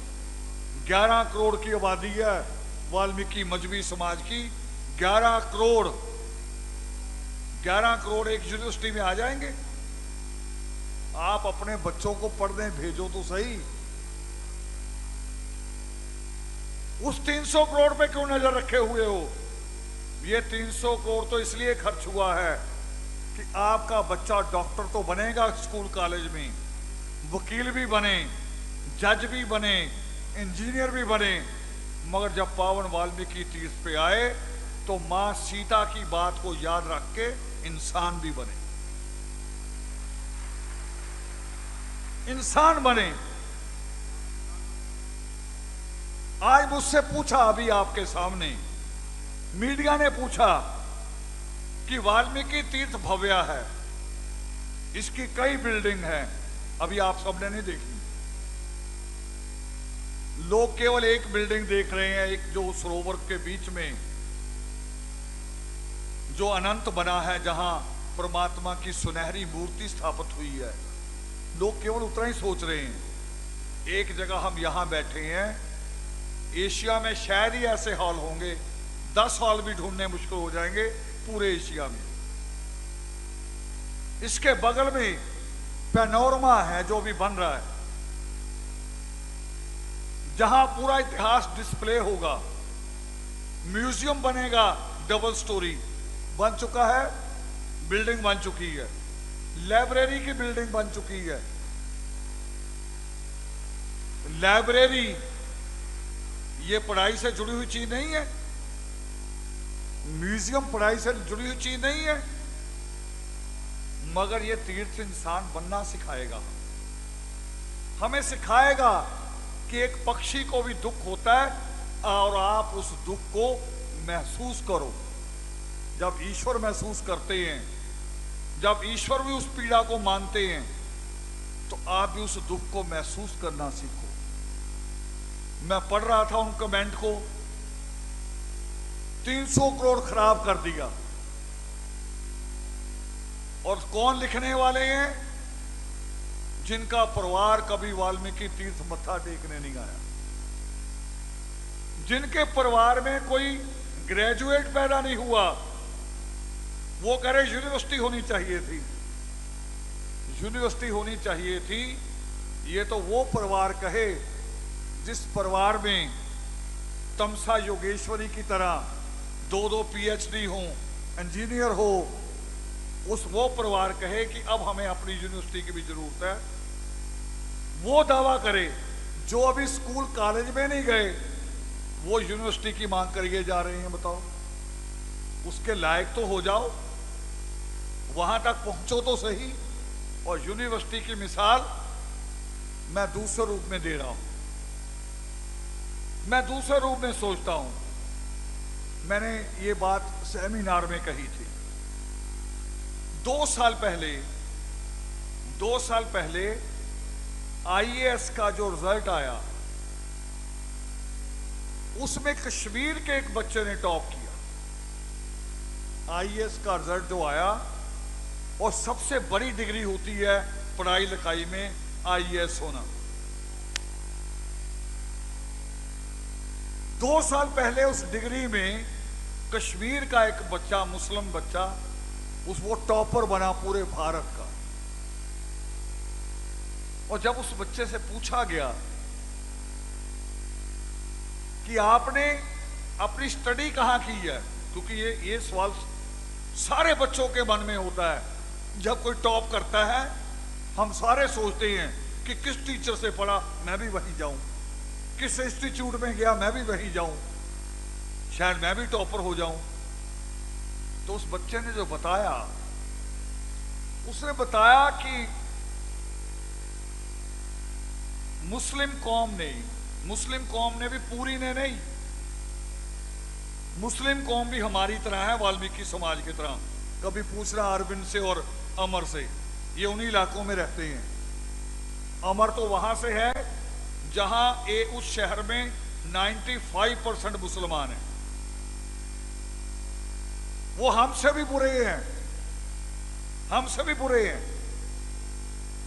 और एक रात में लेट आया घर में किसी योगामृत से, और आते ही मुझे आदत है भी लास्ट न्यूज देख लूं टीवी खोल के, चाहे 2 बजे हो 3 बजे हो, आते टीवी ऑन करता हूं भी चलो एक न्यूज देख लो दुनिया में क्या हुआ। मैंने टीवी लगाया तो मुझसे पहले किसी ने उसका चैनल चेंज किया होगा, तो चैनल पे कव्वाली चल रही थी, कव्वाली चल रही थी चैनल पे। और कव्वाली की लाइन क्या थी, जो हमारी मनोदशा है, वो पाकिस्तान का कव्वाल गा रहा था, मियां दाद करके नाम है उसका भी।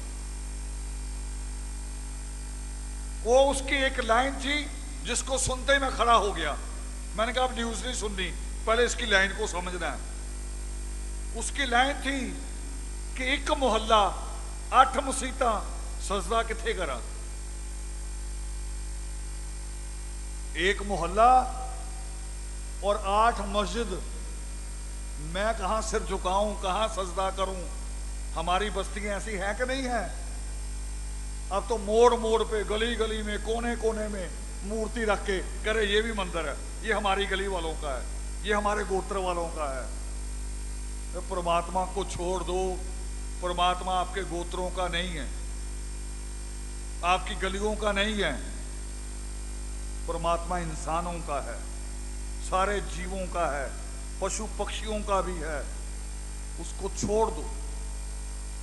तो उस बच्चे ने बताया, वो कह रहा कुछ मुसलमानों ने एक प्रयास किया।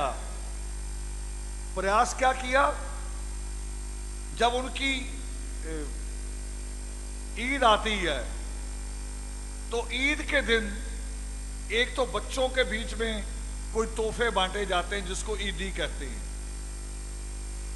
और एक ईद के दिन एक और काम किया जाता है जो सिखों में होता है। एक काम सिखों में भी एक बहुत अच्छी परंपरा है, वो कोई दुकानदार हो, कोई कारोबारी हो, कोई नौकरी पेशे वाला हो, घर में एक गोलक लगा के रखते हैं जिसमें अपना दसवंध निकालते हैं, 10% अपनी कमाई का, वो धर्म के नाम पे डालते हैं। यहां भी आए हैं कुछ गोलक, मगर कुछ ही आए हैं, आपको आदत नहीं है सबको अभी। तो उसने बताया भी मुसलमानों में एक रिवाज है, परंपरा है, उसको कहते जकात।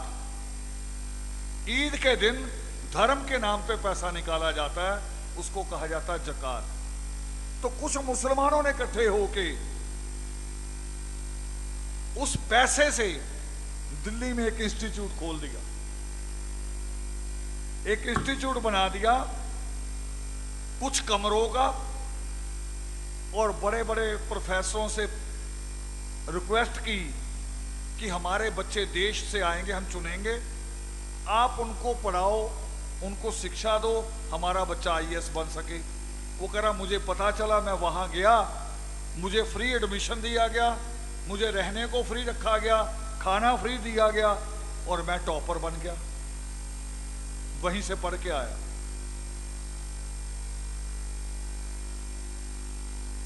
ये सोच आदर्श की भी है।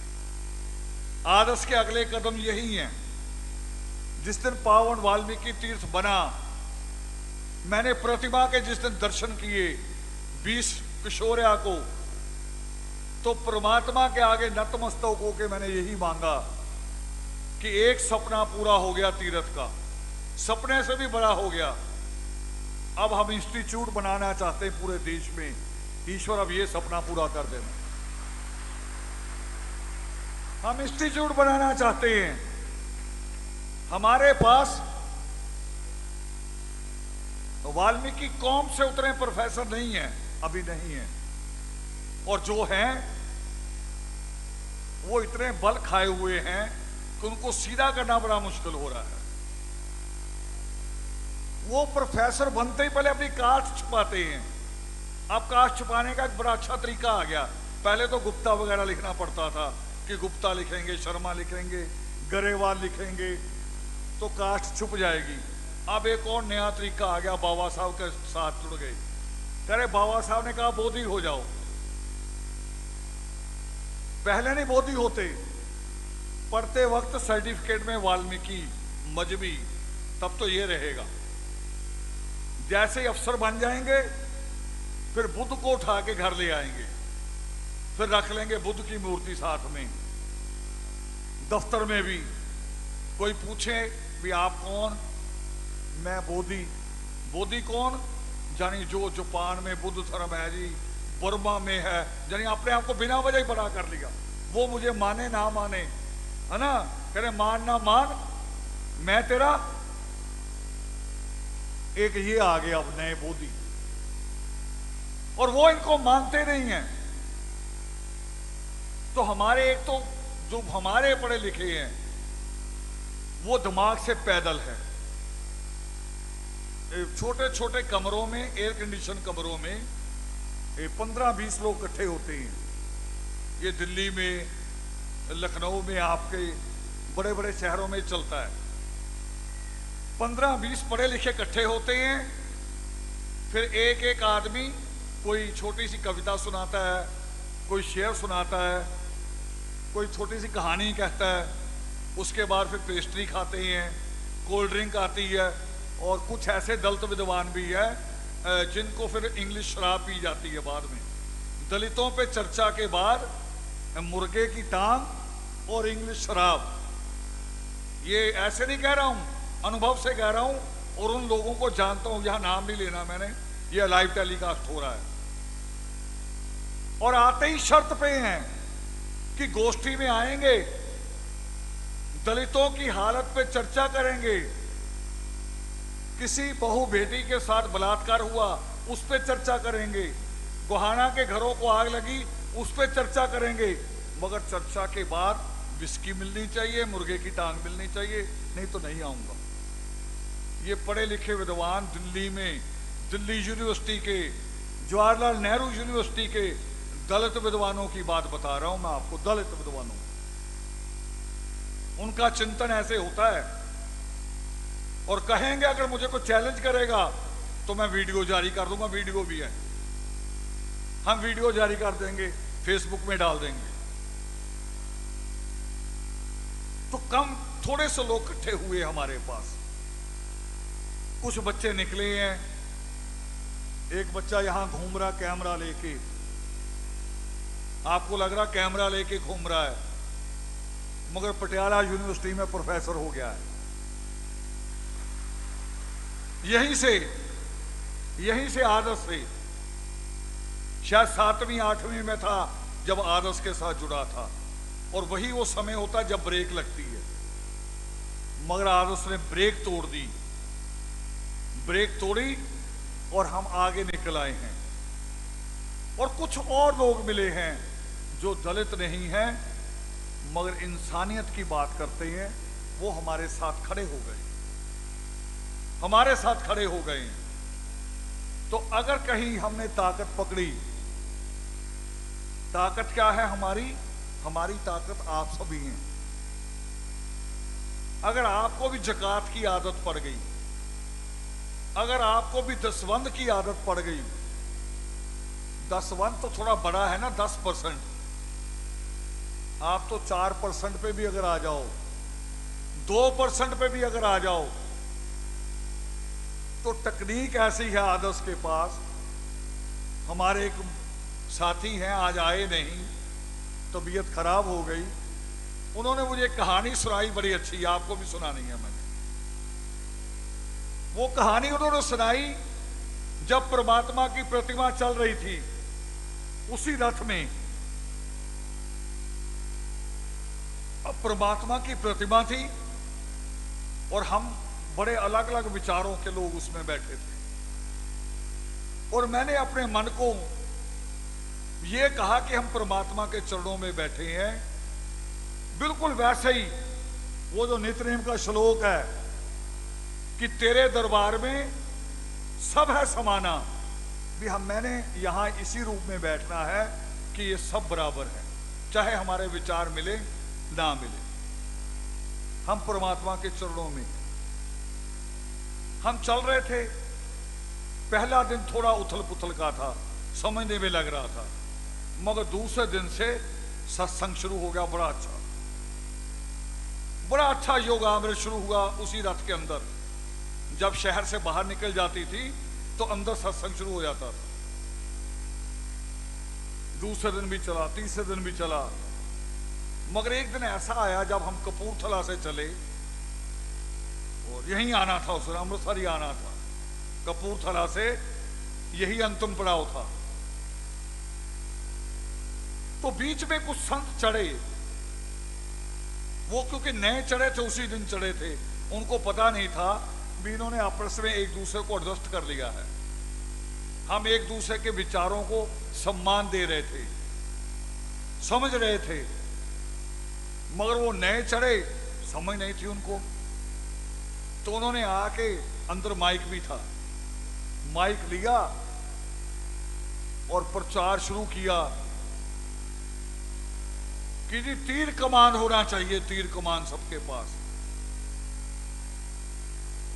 आप कभी अपने बाप दादा से पूछना, बाप दादा से, और अपने पोतों से भी पूछना जो अभी छोटे छोटे बच्चे हैं, परमात्मा के हाथ में 100 में से 100 बार आपको तीर कमान नजर आता है कि कलम? 100 में से 100 बार आपको तीर कमान नजर आता है कि कलम? मगर वहां वो संत प्रचार करने लगे ऐसे भी जैसे ना परमात्मा 24 घंटे तीर कमान लेके घूमते थे। मगर हम सुन रहे थे, हमने कहा नहीं, यहां शांत रहना, चुप रहना, कोई नहीं, कहने दो, अपना अपना विचार है, रखने दो। मगर हमारे एक साथी जलंधर से बिशन दास जी बहुत कट्टर हैं। कुछ देर सुनते रहे, उसके बाद उनसे नहीं रहा गया। वो कह रहे जी अब थोड़ा सा माइक हमें भी दे दो, 2 घंटे हो गए आपको, हम भी थोड़ी सी बात करें। अब मैं क्यों कह रहा हूं आपको कि अगर आप सहयोग करेंगे तो हम बड़ी सी बड़ी कठिनाई पार कर सकते हैं। उन्होंने फिर कहानी सुनाई, सिर्फ कहानी, कहानी भी नहीं, एक प्राकृतिक सच बताया भी। एक मधुमक्खियां होती हैं, मधुमक्खियां भी देखिए आपस में काम तय करती हैं भी कौन क्या करेगा। मधुमक्खियां कहने को मक्खियां हैं, मगर उनमें काम तय होता है भी ये मक्खियां केवल घोंसला बनाएंगी, जो छत्ता होता है ना शहद का, उसको बढ़ाएंगी। कुछ मक्खियों की ड्यूटी लगाई जाती है कि उस शहद के छत्ते के आसपास वो सारा दिन बिन बनाती हुई घूमती रहेंगी। वो पता क्या है, वो उनका सुरक्षा गार्ड होते कि कोई छत्ते को आके हाथ ना लगाए। वो छत्ते के आसपास घूमती रहती, मंडराती रहती। कुछ मक्खियों की ड्यूटी होती है कि ये दूर जाएंगी और शहद इकट्ठा करेंगी, फिर ला के रखेंगी। वो धीरे धीरे देखते देखते उनका वो घोंसला, जिसको हम शहद का छत्ता कहते हैं, वो बड़ा होने लगता है। वो जैसे ही बड़ा होने लगता है, चोरों की नजर पड़ जाती है, शहद लूटने वालों की नजर पड़ जाती है। वो कह रहे भी शहद टपक सकता है, उनकी लार टपकने लगती है।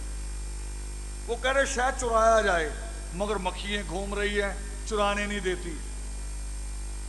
आज चोर तो अपना तरीका अपनाता है, वो कभी धुआं कर देता है मक्खियों को उड़ाने के लिए, कभी कोई और तरीका अपनाता है, और कभी कभी उनका पूरा छत्ता ही गिरा देता है, और छत्ता गिरा के बड़ा खुश होता है, करा लो मुसीबत ही खत्म, पूरा छत्ता ही गिरा दिया। अब क्या होगा? तो हमारे साथी ने बताया कि आप शहद चुरा सकते हैं, आप पूरा छत्ता भी चुरा सकते हैं, मगर मधुमक्खी के पास जो शहद बनाने की तकनीक है वो आप कभी नहीं चुरा सकते। वो तकनीक आदर्श के पास है, तकनीक आदर्श के पास। आज जितने पूरे देश में अभी योगी मां पर्व कर रहे हैं, अभी तो आधा पड़ा है ना, अभी कल का दिन भी पड़ा है, मगर फरवरी के सेमिनार की डेट मेरे पास आ गई, डेट आ गई मेरे पास। 5 फरवरी जिसको आप कहते हैं उष्णा, बठिंडा में होगा। बठिंडा वाले हैं? कहां हैं बठिंडा वाले? होगा? तैयारी हो गई? बैठ जाइए। 12 फरवरी को, एक हफ्ते बाद, इनके एक हफ्ते बाद अबोहर में होगा। कहां अबोहर वाले? तैयारी है?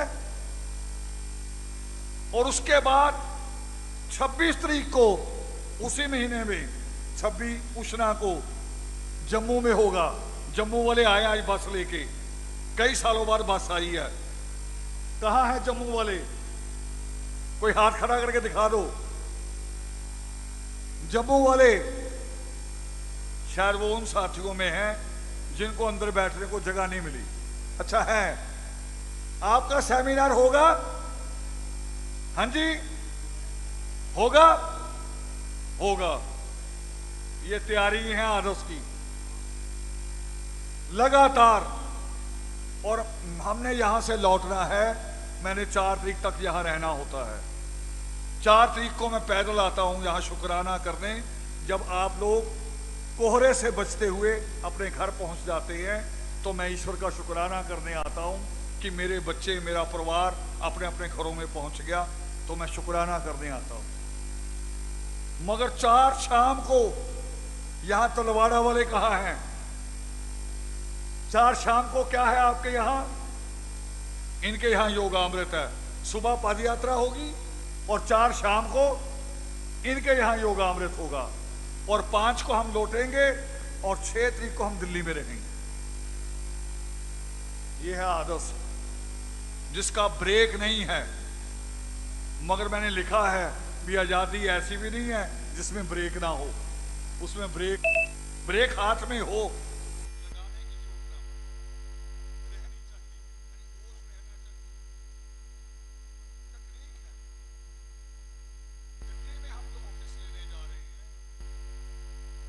लोग तो खुश हैं कि ऑफिस लेने जा रहे हैं, और मुझे जो पता है, मैं तो पैसा इन्वेस्ट करने जा रहा हूं।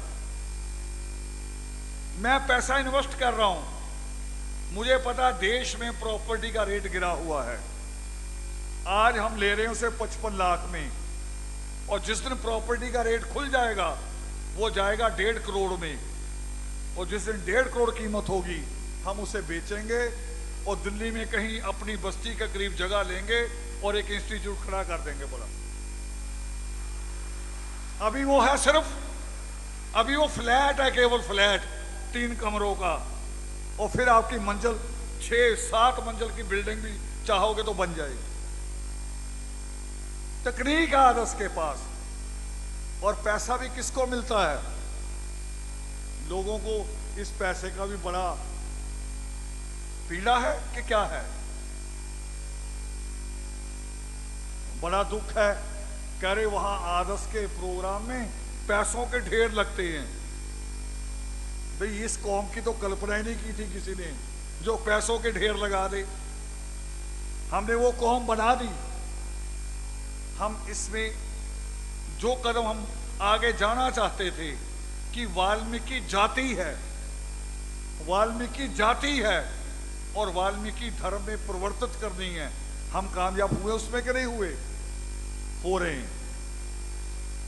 17 लाख रुपए हम भर चुके हैं और 17 लाख की अगली किस्त 6 तारीख को हम जमा करा देंगे और अगली किस्त आ जाएगी अप्रैल मई में, उसकी तैयारी भी करेंगे, वो भी हो जाएगी। मगर थोड़ी सी हिम्मत आप लोगों को जुटानी पड़ेगी कि काम केवल इतना नहीं है, काम इससे और बहुत बड़ा है। काम हमारे और बहुत बड़े हैं। सेमिनार का भी, जो सेमिनार आप कर रहे हैं, सेमिनार का भी प्राथमिक रूप चल रहा है। और प्राथमिक भी नहीं उसको, बल्कि दूसरे शब्दों में कहो, जो आपके पास वो कहते हैं आके, जब दूसरे यूनिवर्सिटी के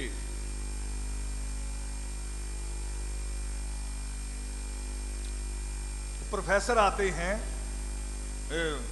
प्रोफेसर गोपाल गुरुजी की एक बात कहना चाह रहा हूं।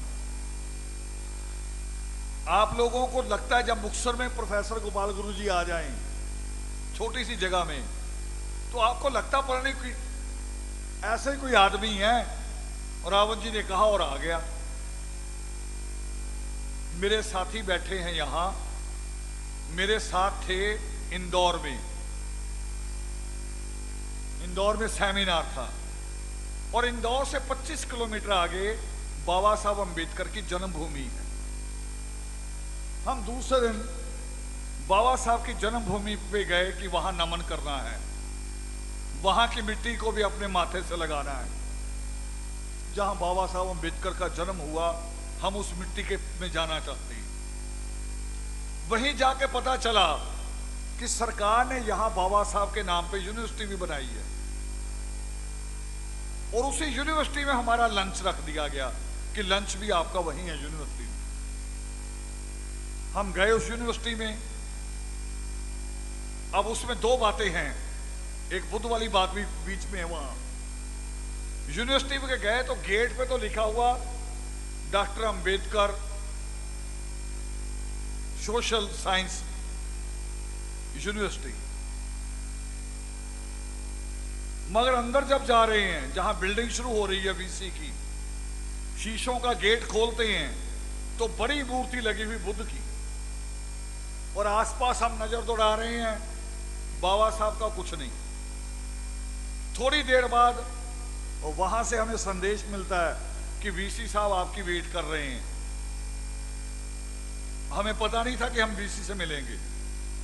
हम वीसी से मिलने चले जाते हैं और वीसी के कमरे में जब जाते हैं तो वीसी की कुर्सी के पीछे बुद्ध की मूर्ति, बाबा साहब का कोई चित्र नहीं, उसके पूरे ऑफिस में चित्र भी नहीं, तो यूनिवर्सिटी का नाम अंबेडकर।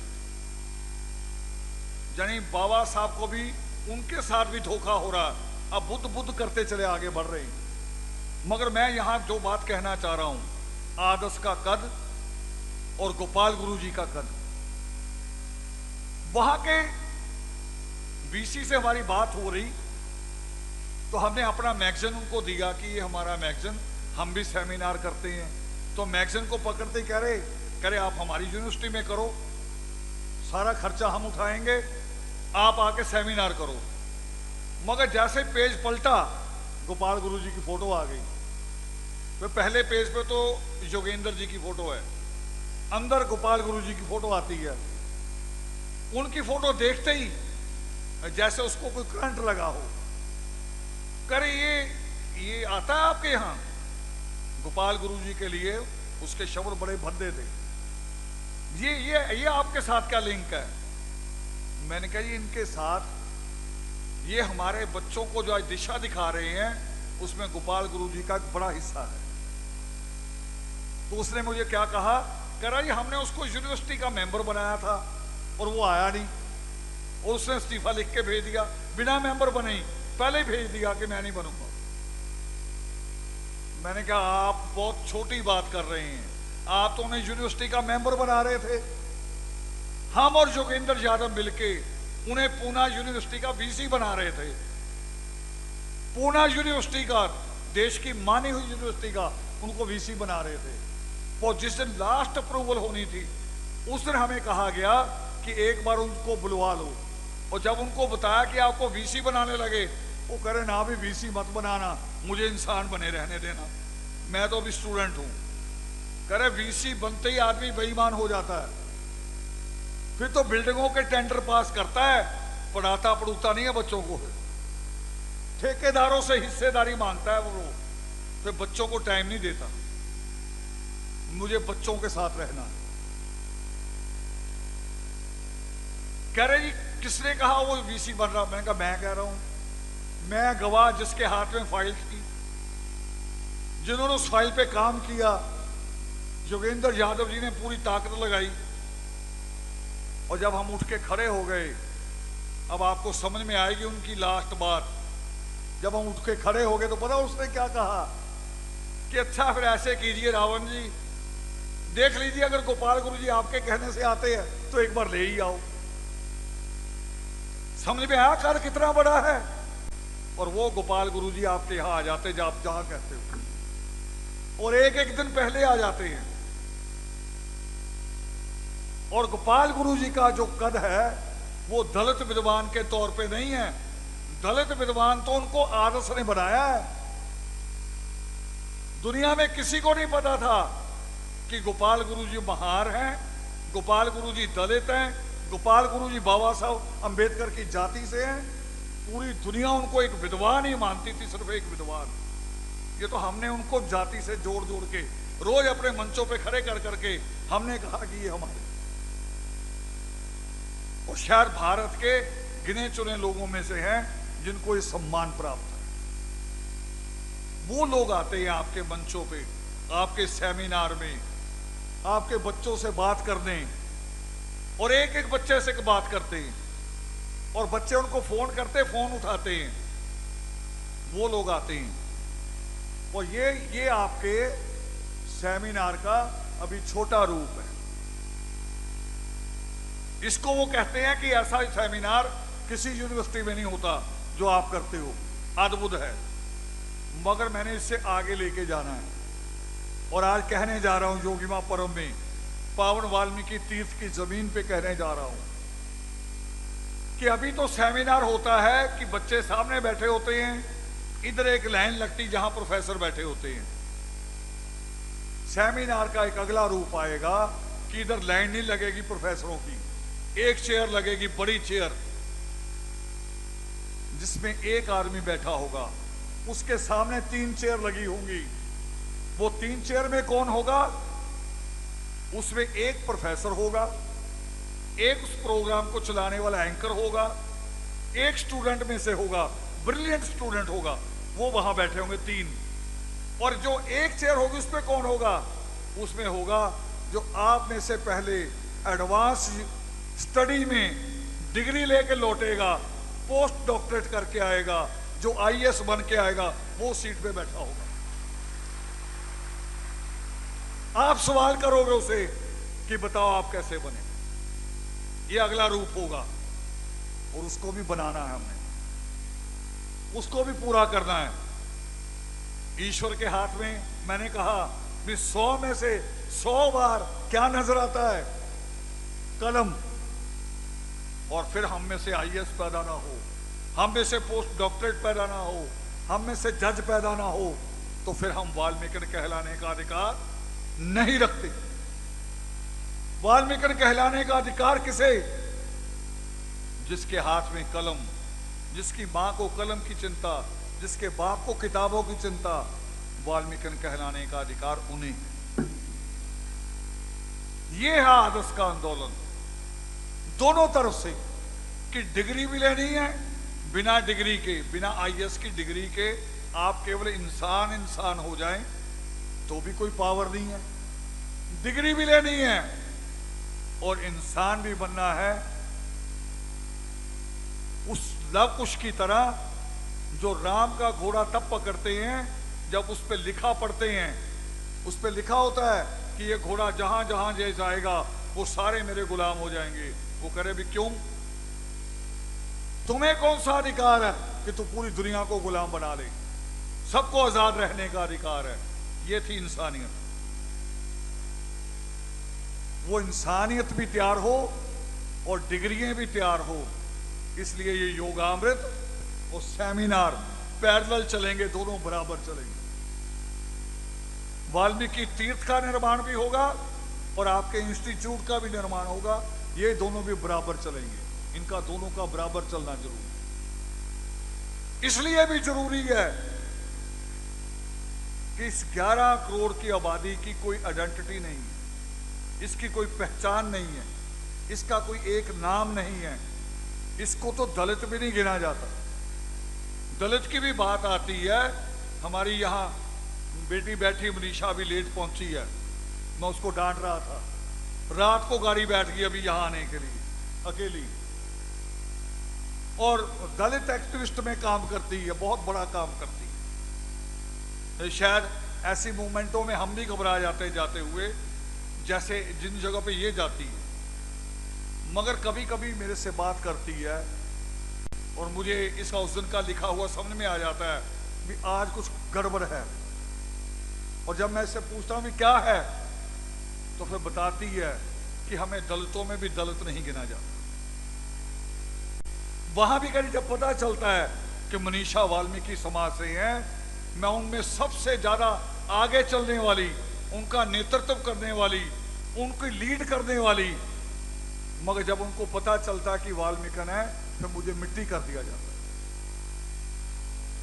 तो वो आइडेंटिटी की भी जरूरत है। वो आइडेंटिटी वाल्मीकि तीर्थ से मिलेगी। वो आइडेंटिटी आपको कोई इंस्टीट्यूट नहीं देगा। वो आइडेंटिटी, वो पहचान, जो नारा है आदर्श का, हर जगह लिखा होता है एक लाइन, हर किताब पे, हर पोस्टर पे क्या लाइन लिखी होती है? दलित अस्तित्व की सम्मानजनक स्वीकृति हेतु। अस्तित्व मनमाना भी है मगर सम्मान पूर्वक। मैं बता रहा था आपको भी, यहां अफसर आए 2 दिन पहले, ये जो बाहर चित्र लगे, प्रदर्शनी लगी हुई है, ये सारी फ्लैक्स लगी हुई थी। मैंने आईजी से कहा, अमृतसर शहर के डीसी जो है डीएम, उनसे कहा, मैंने कहा हमारे जो चित्र हैं इनको पढ़ते भी जाइए हमारी लाइनों को। वो कह रहे जी रावण साहब ये बताने की जरूरत नहीं है, हमें पता है कि आदर्श एक इंटेलेक्चुअल संस्था है। ये डीसी के शब्द थे, अमृतसर शहर के डीसी के, कि ये आपको कहने की जरूरत नहीं है, आदर्श बुद्धिजीवियों की संस्था है, ये हमें पता है। तो ये एक रुतबा है सम्मानजनक। एक तो होता है ना अफसर को नारे लगा के डराना, आदमी ज्यादा इकट्ठे करके डराना, और एक आप अपनी विद्वता से, अपनी तालीम से, जी कहते हुए बार बार अपनी हर शब्द में जी लगाते हुए अफसर को अपनी तरफ मोल्ड कर लो। वो अदब के साथ झुके, डर के ना झुके, अदब के साथ झुके, ये ज्यादा बड़ी चीज होगी। ये आदर्श का एक सपना है। और मैं कहता था, इसकी छोटी मिसाल देता था आपको, छोटी मिसाल दिया करता था जब हमने लिखा था 4M। 4M क्या होता है? किसी को याद है 4M क्या होता है? 4M होता है मसल, मोबाइल, मोटरसाइकिल और उसके ऊपर बैठा, क्या? जोर से बोल दो, आप नहीं हो। मसल, मोबाइल, मोटरसाइकिल और उस पर बैठा मुस्टंडा। बड़े बड़े वो बना लेते हैं ना पैक, है ना, यहां पेट में भी इधर। और मैं आपको कहा करता था ना भी ऐसे बहुत अच्छी सेहत वाले 10 भी खड़े हों, 10 भी, और 2 पुलिस वाले उधर से निकले, उनमें हिलजुल होगी कि नहीं होगी? और किताब पकड़े हुए आदमी, चाहे बेचारा बिल्कुल सूखी हड्डी का हो, जो किताब वाला हो, उसके पास से चाहे 1000 पुलिस वाला निकल जाए, उसको कोई असर नहीं होता। तो पावर किसकी जा रहा है? किताब वाले की कि मसल वाले की? यही आदर्श का आंदोलन है। इसी दिशा में बढ़ना है। किताब भी और अदब भी, डिग्री भी और इंसानियत भी, ये आदर्श का एक रोल है आदर्श का एक आंदोलन है जिसकी तरफ हमने बढ़ना है। बहुत लंबी बात हुई आज, और भी बातें हो सकती हैं, मगर हमारे साथियों ने एक विचार किया है। आप में से जो ज्यादा दूरी वाले लोग होंगे, जो ज्यादा दूरी से आए हैं मगर अपना व्हीकल लेके आए हैं, बसें लेके आए हैं या कोई और गाड़ियां लेके आए हैं, उनको तो हम सुबह 10 बजे कहेंगे कि आप नाश्ता कीजिए और चले जाइए। कोहरा शुरू होने से पहले अपने शहर में पहुंच जाइए। जो लोग नजदीक के हैं, जिनकी दूरी 2 घंटे की है, 4 घंटे की है, उनको हम कहेंगे कि वो सुबह रुके। जो ट्रेनों से आए हैं, जिनकी ट्रेन रात है, वो भी रुके यहां।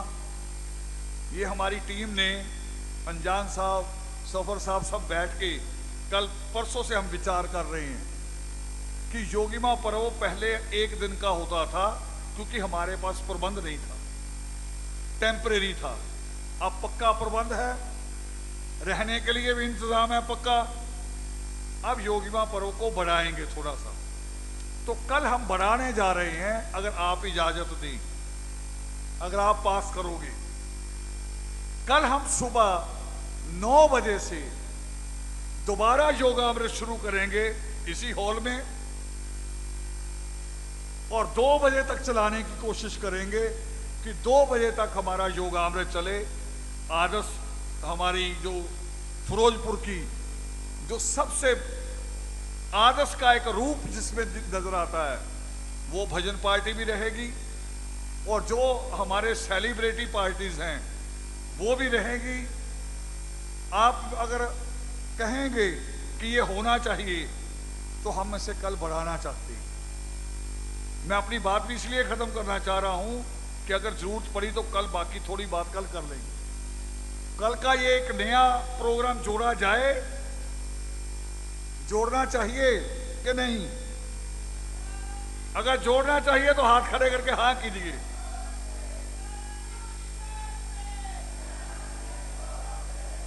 मगर शर्त यह होगी कि दूर वाले जाएंगे, नजदीक वाले यहां बैठेंगे। दूसरा, जो हमारे साथी बाहर बैठे हैं सारे, कल उनको मौका मिल जाएगा अंदर बैठने का और आप बाहर बैठ जाना। ये भी हो जाएगा, थोड़ी शिफ्ट हो जाएगी। और आने वाले दिनों में इसको 4 दिनों में परिवर्तित करेंगे हम। 4 दिन का सेमिनार हमारा योगिमा पर्व होगा, 4 दिन का। अब बहुत सारे बच्चे हमारे वकील बन रहे हैं, तो एक 4 घंटे का प्रोग्राम हमारे वकीलों का हुआ करेगा। वो हमें बताया करेंगे कि कानून क्या है और कानून का इस्तेमाल कैसे होता है। हम अपने लीडरों को भी बुलाया करेंगे, सारी पार्टियों के, मगर उनको कहेंगे कि ये नहीं कहना कि आपकी पार्टी क्या कर रही है, हमें आके ये बताओ कि आप अपनी पार्टी से हमारे लिए क्या करवा सकते हो, ये हमारे मंच पे कहो। 4 दिन का बढ़ाएंगे उसे धीरे धीरे, मगर अभी कल 1 दिन का हम बढ़ाएंगे कि कल हम इसका थोड़ा सा रूप और बढ़ाते हुए इसे 2 बजे तक चलाएंगे, और 2 बजे फिर पाठ करने के बाद लोगों का जो वापसी है वो तैयारी करेंगे। मगर हालांकि 2 बजे तक चलाने का मतलब है, जो अभी हलवाई आके कह रहा था कि जी रिकॉर्ड टूट गया, वो कल फिर रिकॉर्ड टूट जाएगा। एक तो 2 बजे तक आपको रोकेंगे, फिर आप नाश्ता भी करोगे तो लंच भी करोगे, है ना। और कल प्रचेतावार है और बहुत सारी हजारों की संगत और आ जाएगी, मगर चिंता नहीं है इस बात की, आनी चाहिए। ये सपना था हमारा कि यहाँ लाखों की भीड़ रहनी चाहिए, वो होनी ही चाहिए, चाहे कितना भी खर्चा करना पड़े। तो ये सब कुछ आपकी ताकत के साथ है, हिम्मत के साथ है। तो थोड़ा सा आदर्श के प्रोग्रामों को दूसरे रूप में भी देखना शुरू करो कि इन प्रोग्रामों को करने में आर्थिक ताकत बहुत बड़ी चीज है, पैसा बहुत बड़ी चीज है, उसमें आपका कितना सहयोग है, इस रूप में भी सोचना शुरू करो। तो जब ये सोचेंगे तो हम कामयाब हो जाएंगे। तो मेरे ख्याल से पूरे 2 बजने वाले हैं और मुझे अपनी बात समाप्त करनी चाहिए। थोड़ी बात रहेगी तो कल करेंगे। सवाल लोगों के पड़े हैं मेरे पास, कुछ बातें कल भी करेंगे। आज बहुत सारी बातें की, मगर उन बातों में जो मैंने मूल बात कहनी चाहिए, जिस पे मेरा जोर है कि पति पत्नी के बीच का जो मन मुटाव है वो केवल पति पत्नी का नहीं होता, वो बच्चों पे बहुत बुरा असर डालता है। ये अपनी जुबानों को, अपने व्यवहार को